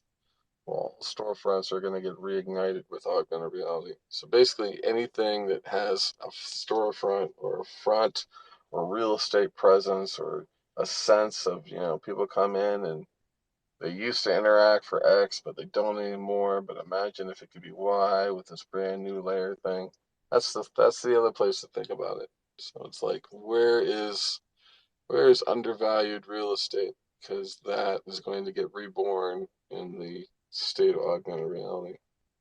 Let's think about that. I don't know. I've been having fun with kind of like the strategic engine side of AI tools, just like helping you think about more things that are long opportunities and at the same time, yeah. I almost think it's like, what I think would be an interesting business is it's the codex on how you think. So, like, for example, there's a Manish codex, and that Manish codex has a certain amount of expertise in different fields, but then it's sort of tailored into it's sort of like the origin of prompts, but it's also like you want Manish's brain. Why? Because he has expertise and he can navigate the AI specific to his field in ways that you couldn't. So, like, you can't navigate, like, AI represents basically a massive ocean of possibility, but we don't have right surfboards. If I can get on Michael's surfboard, now here's a guy that's thinking in a lot of different capacity, across a whole different vectors. It's almost like a new way of looking at, like, imagine LinkedIn not from people with, well, actually it is people from what they've done, but it's also from their prompt capacity or sort of looking at how well they interface with AI tools. Like, we could start that sort of network, so to speak. And we can actually, what's crazy about that idea, it's one smidge different than LinkedIn, which is perfect. Two, it can basically be totally leveraged by LinkedIn's current network, meaning it's like the current fodder you work from. And then That's why I call it the agency, yeah, right? Because you're creating agents. yeah. And now And it's a sinister way of thinking about it, but that's what you're doing. well, you sort of, you have these modes to think, and they could be priced at different dollars. For example, you could think like this hedge fund director, and they're $4.50 an hour. And then now you have access. You recognize them at $4.50 an hour, but that equates into a certain amount of credits for the system for you to actually interact with that AI that's modeled around that. And there's a residual trace that goes back to the originator of the mind, and then a piece goes to the company that facilitates it. And so we're back to sort of a, sci-fi, like brain drain kind of cool ideology thing, but it's totally possible, totally doable, and highly likely. You know what I mean? So, like, why not just go in one of those directions? The same thing with pre-crime. If you think about it, we should be working on pre-crime. Like, what is pre-crime? Well, we could probably sit down and think about the tenets of how pre-crime works, and sit down with AI tools and figure out the signals and actually devise a system that would actually work like pre-crime. You know what I mean? Like, that's the cool thing, is that we can, someone mentioned this the other day, I saw earlier this week, is that these aren't knowledge engines, they're reasoning engines. They reason with what you're trying to do based on the knowledge and information they either have, like in Google Bard's case, all the data that has been happening all the time that's in the search engine. So that's really nice, and that it's like always up to date in terms of like what's currently going on. And that works across the reasoning engine. So I was like, today I was in a room talking with this Israeli kid, and he has like a financial blog, and he's like, what are some stories? We were able to get the AI to tell us some really unique edge cases that were either confirming the trend or sort of emerging from the trend, and then have this thing even go further to talk about, across the board engagement methods and so on. You can do a lot of really cool analysis with AI, and that is going to expand over to what we want. I'll be right back. I got to take a call, I think, or no, I guess not. It died. That's right. They just called and left. They should know better. But yeah, all good.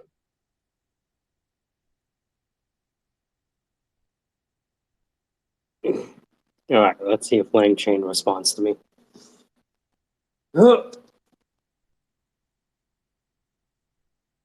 Oh, yeah.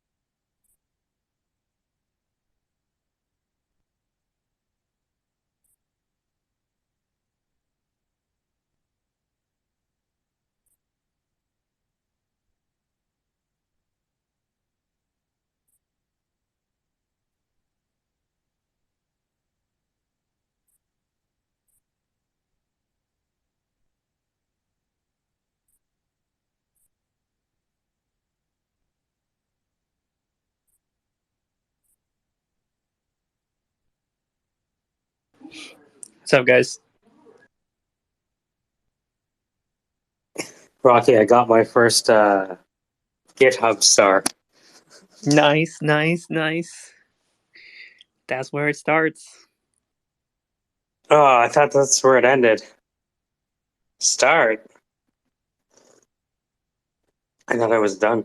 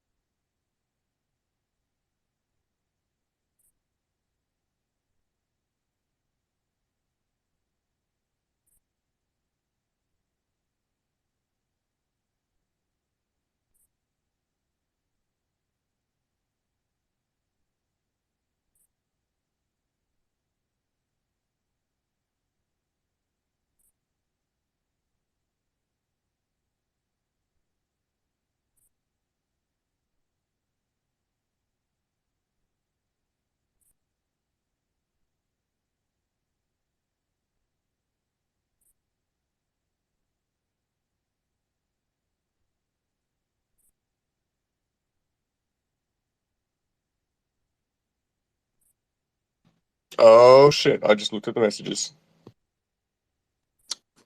Good news? So from what I can gather, it's probably going to get dropped alongside the tour, which is already, booked. Congratulations. They just want to change the music. I don't think they want to change anything with the animation. Congratulations, dude. I mean, is there anything that pulls you to create a new animation based on everything you know, though? I feel like, do I start overstepping? In one way, yes, but the amount of effort that would be involved, not a bad thing, but it depends. Like, because I think this would be something that would go up on a, screen, so it's not really something that needs to be in, say, 16:9. It can be played at every concert he does. Imagine.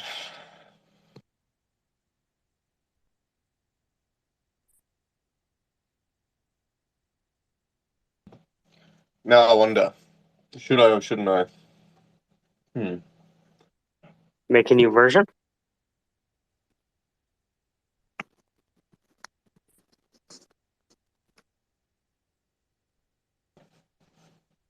Yeah, I don't know. Either way, I'm gonna have to pull the project up and see if I can get the thing to work with the, different track, which is fine. And then, yeah, let's see what happens, I guess.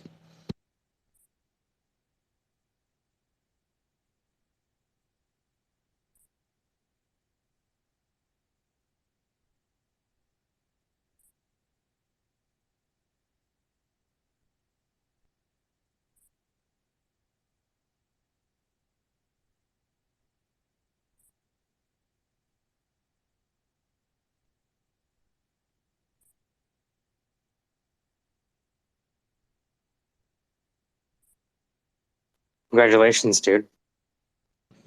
Ah!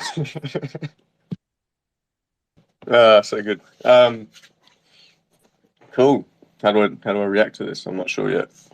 Let's deal with it. I've had 8 months to think about this, or however long it's been.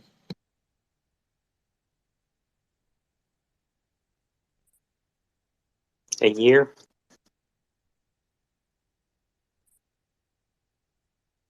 It's wild that even with all the new stuff that's coming out, my most successful stuff still ends up being where I started.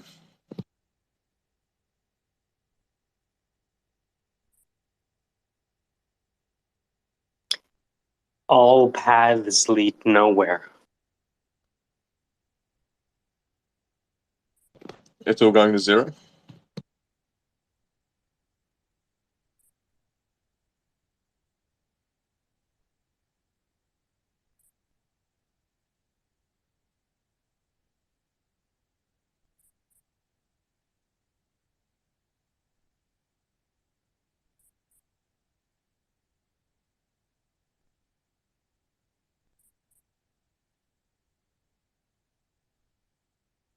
I feel like I could put a bit of final polish in for it, like as a complete thing, right? I don't necessarily have to change the whole thing. I can just polish it up a bit, make it a bit less janky. I mean, if it's Yeah. already gotten approved, then, just imagine it's going to be blown up, right? How large could you make this before the quality drops off? Because the quality drop off is going to limit where they broadcast it. And see, I already asked a friend about that with okay, so if you're putting something on screen at say, like a DJ gig, and they all say they pretty much just use like 1080p as a minimum, and that's usually fine because of the size of the screens. It's what ends up happening is as it scales up, it's like the old CRT thing, you know. How pixel graphics looks better on CRT monitors than they do on like LCD monitors because of just the way they're rendered. Yeah, plus a lot of these digital signage, they're 1 foot by 1 foot panels. Yeah. So, yes, you could be all right. But that's the only thing I think of, right? Be like, all right, so now that you know this is, explosion worthy, is it where you want it to be? If this is going to be your part of your hallmark.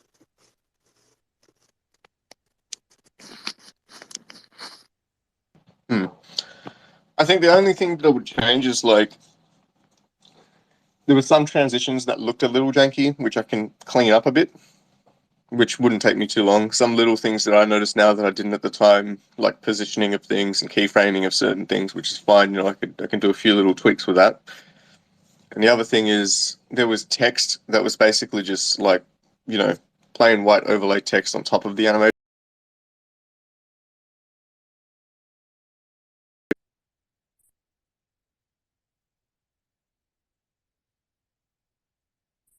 Versus like yeah, that's what I'm getting at. Like I wouldn't necessarily change too much else, probably.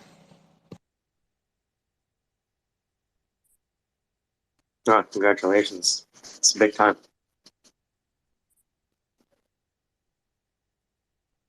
It's really, really big.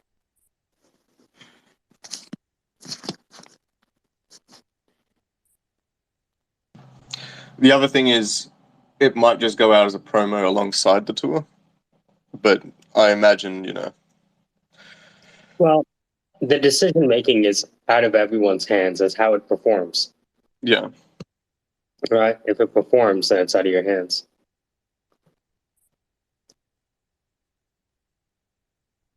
You don't get to choose what people think is your best show. For sure.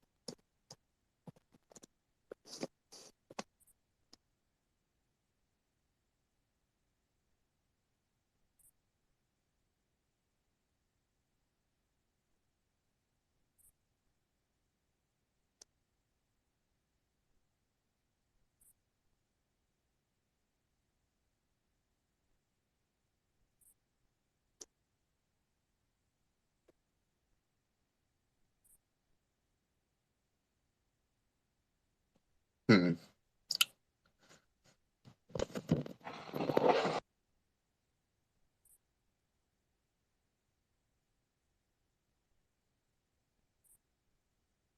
Okay.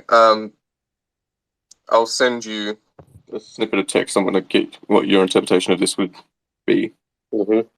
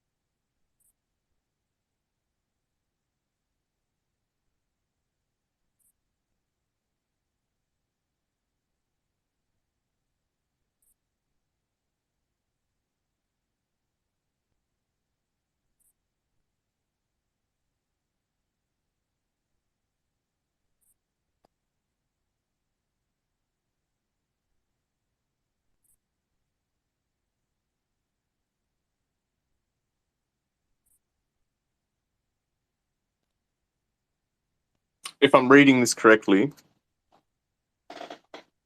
it sounds like it would be a live thing.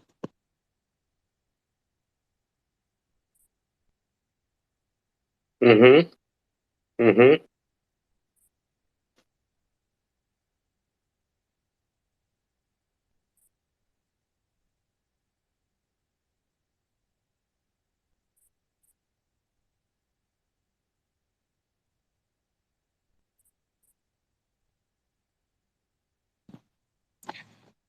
But then I'm just like, what are they?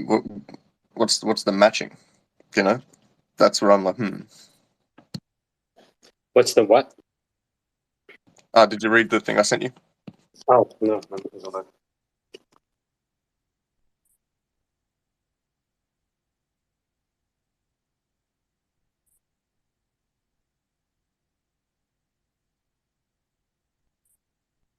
Yeah, part of me says if they've already approved it, they've already approved it. Right? Yeah, that's what I'm feeling.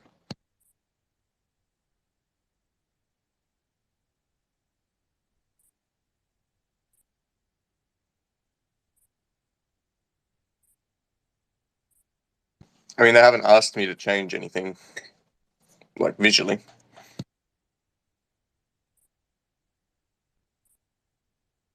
If it ain't fixed, don't broke it.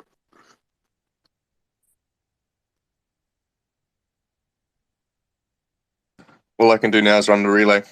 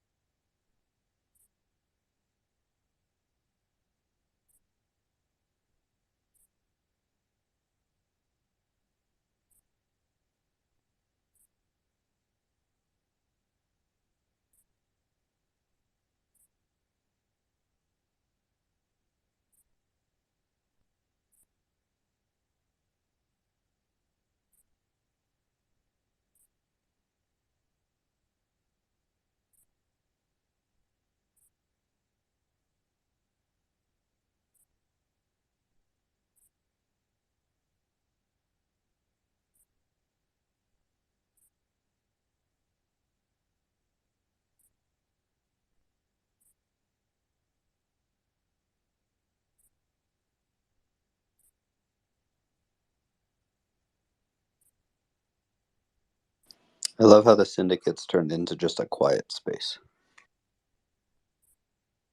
I like it. Together alone. It'd be really funny to just see how many people we could get in here not talking.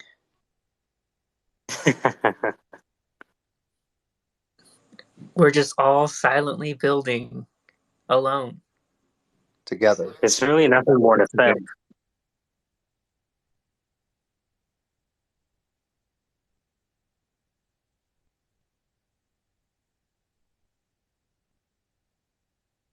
You know, people just make spaces and talk all day.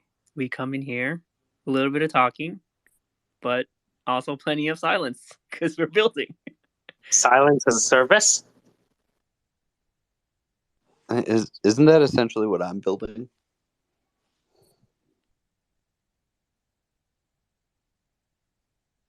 I think we each have our hands on a different part of the same elephant. Also, Manish and Mike, ChatGPT 4 analyzes AARs so much better than 3. Nice. Incredibly. Incredible. But I'm assuming that if I give it a set of data and books and highlights from books, because I have like 300 books that I've gotten like all of those like one pagers or multiple page like summaries. And I think that if I just took those, create the database, plus I have about 1,500 research papers that I've gone through for different school things and or the Army.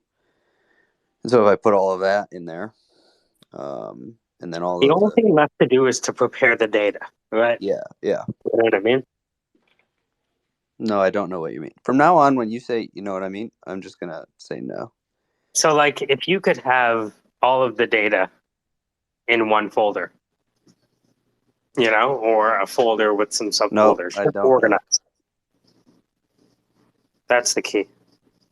Because eventually, you know, someone who knows how to do this, not even saying myself, I'm fucking, you know, I don't know what I don't know how to do yet. And sometimes when you try to do the same thing you tried to do before, it doesn't work out all that well.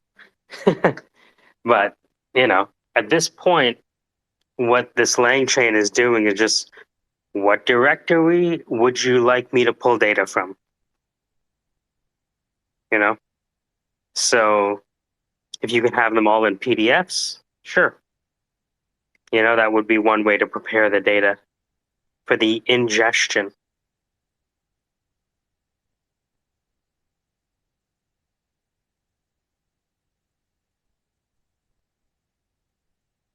Whatever data you provide is going to be chunked up into a database so that the information is small enough for OpenAI to consume.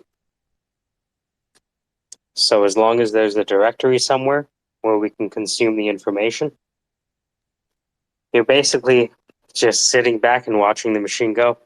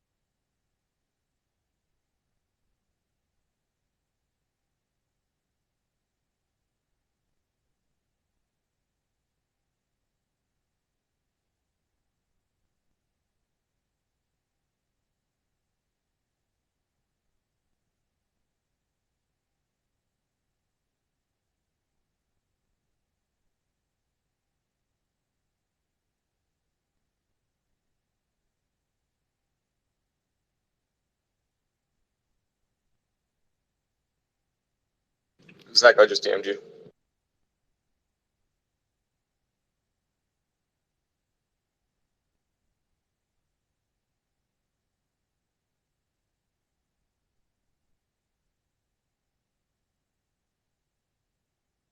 Oh yeah, we talked about that way before.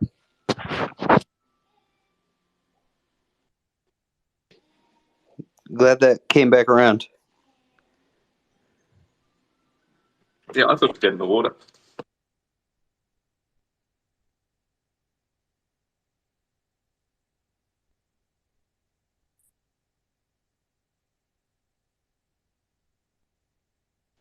Like I said, right?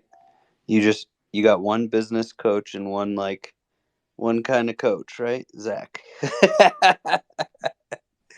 What's the key to success? Well, I'm awesome and I hired Zach. That's all you gotta say, right? Like, and we've done a conversation or two, so you're not lying, right? Like, You helped push me, that's for sure. there you go. Don't worry, Michael, if anyone asks who my manager or recruiter is, you've got my business. You know me, as long as I don't have to do anything. That's the aim. Why don't you negotiate with this AI? It'd probably negotiate better, honestly.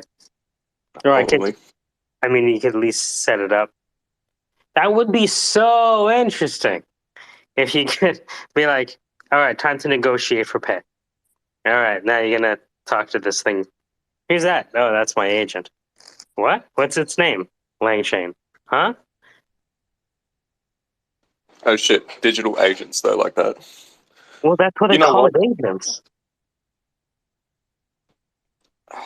Goodbye to another industry, I guess. You know, like that'll ever happen completely, but it just gave me a product idea. We already call it a personal assistant, right?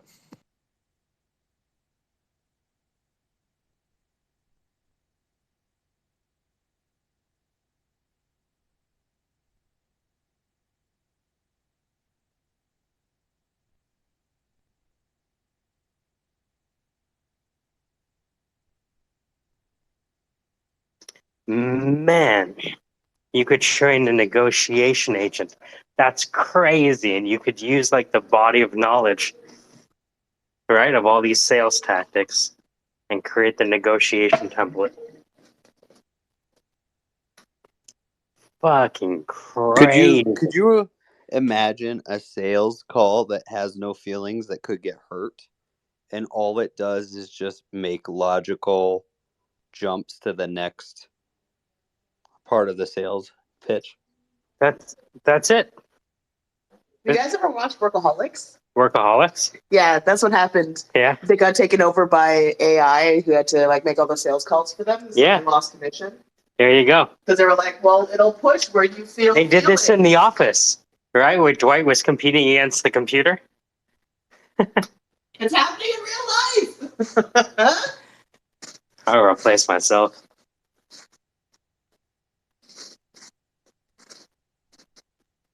What was that thing? Rewind? What app will collect all of your writings? App that collects all of online writings. Like everywhere, like scrapes everywhere? Yeah, is there anything that does that? They could do it in a celebrity voice. There's so many things AI.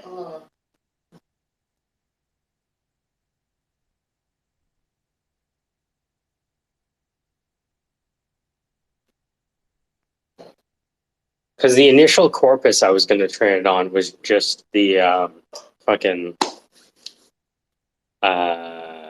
digital mercenary stuff, the blogs.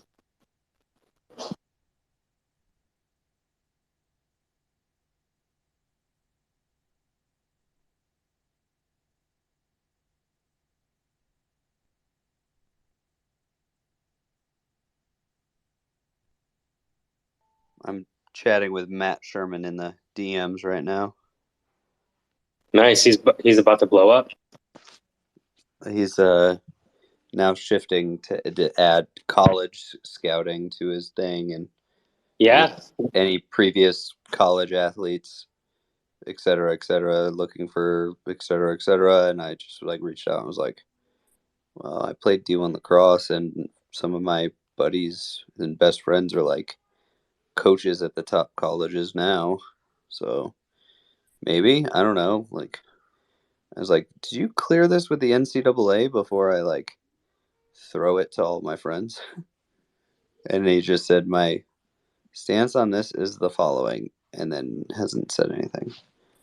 So we'll see what his stance on that is.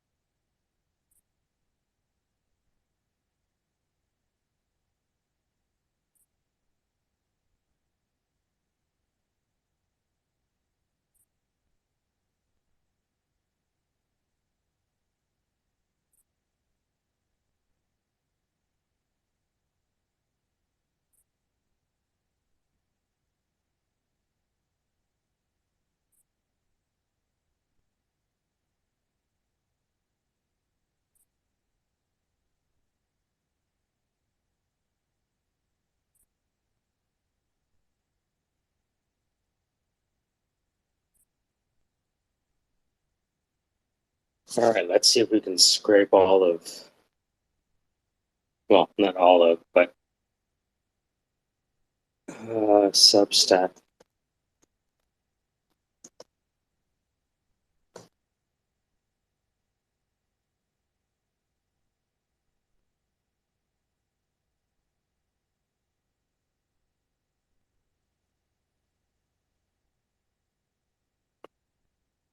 Wow, you're kidding me.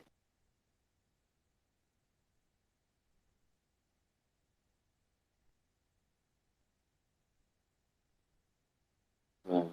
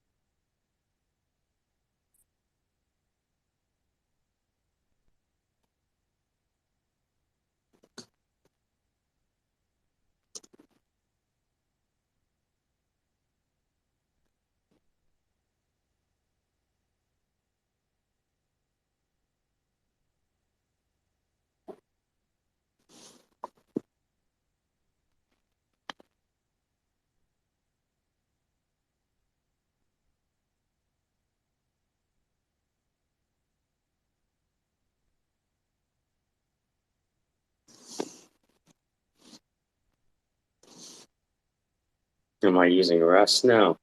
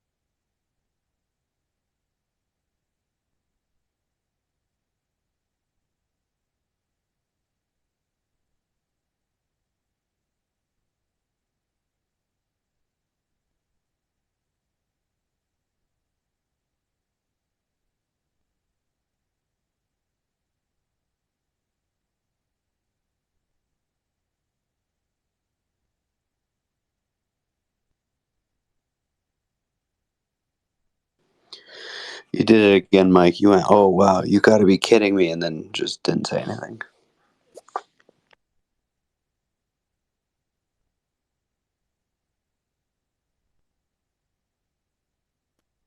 Yeah, it's not working as I intended. Digital mercenary. Feed. Should be able to. How do I know that this contains all of the articles?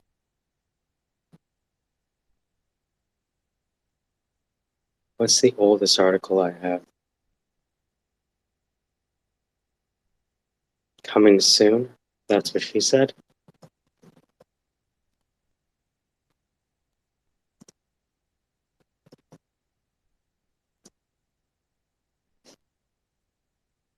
It's not giving me everything.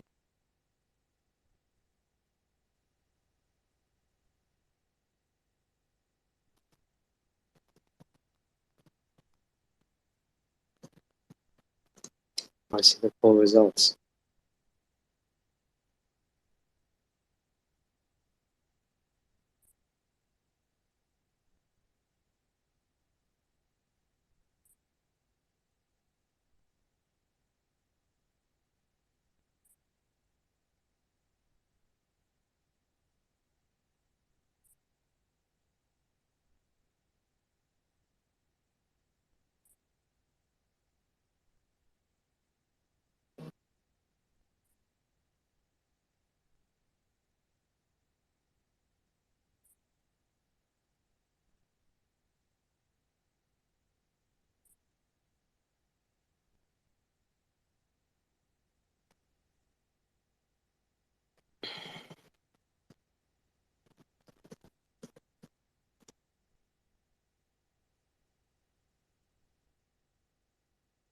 Are you sure?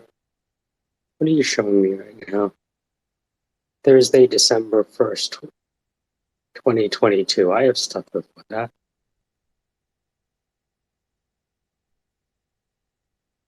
January 15th, 2022.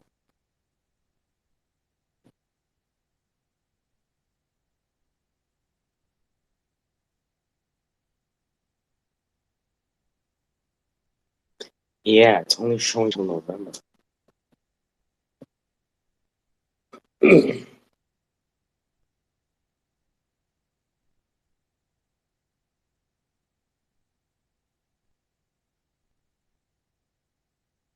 good question.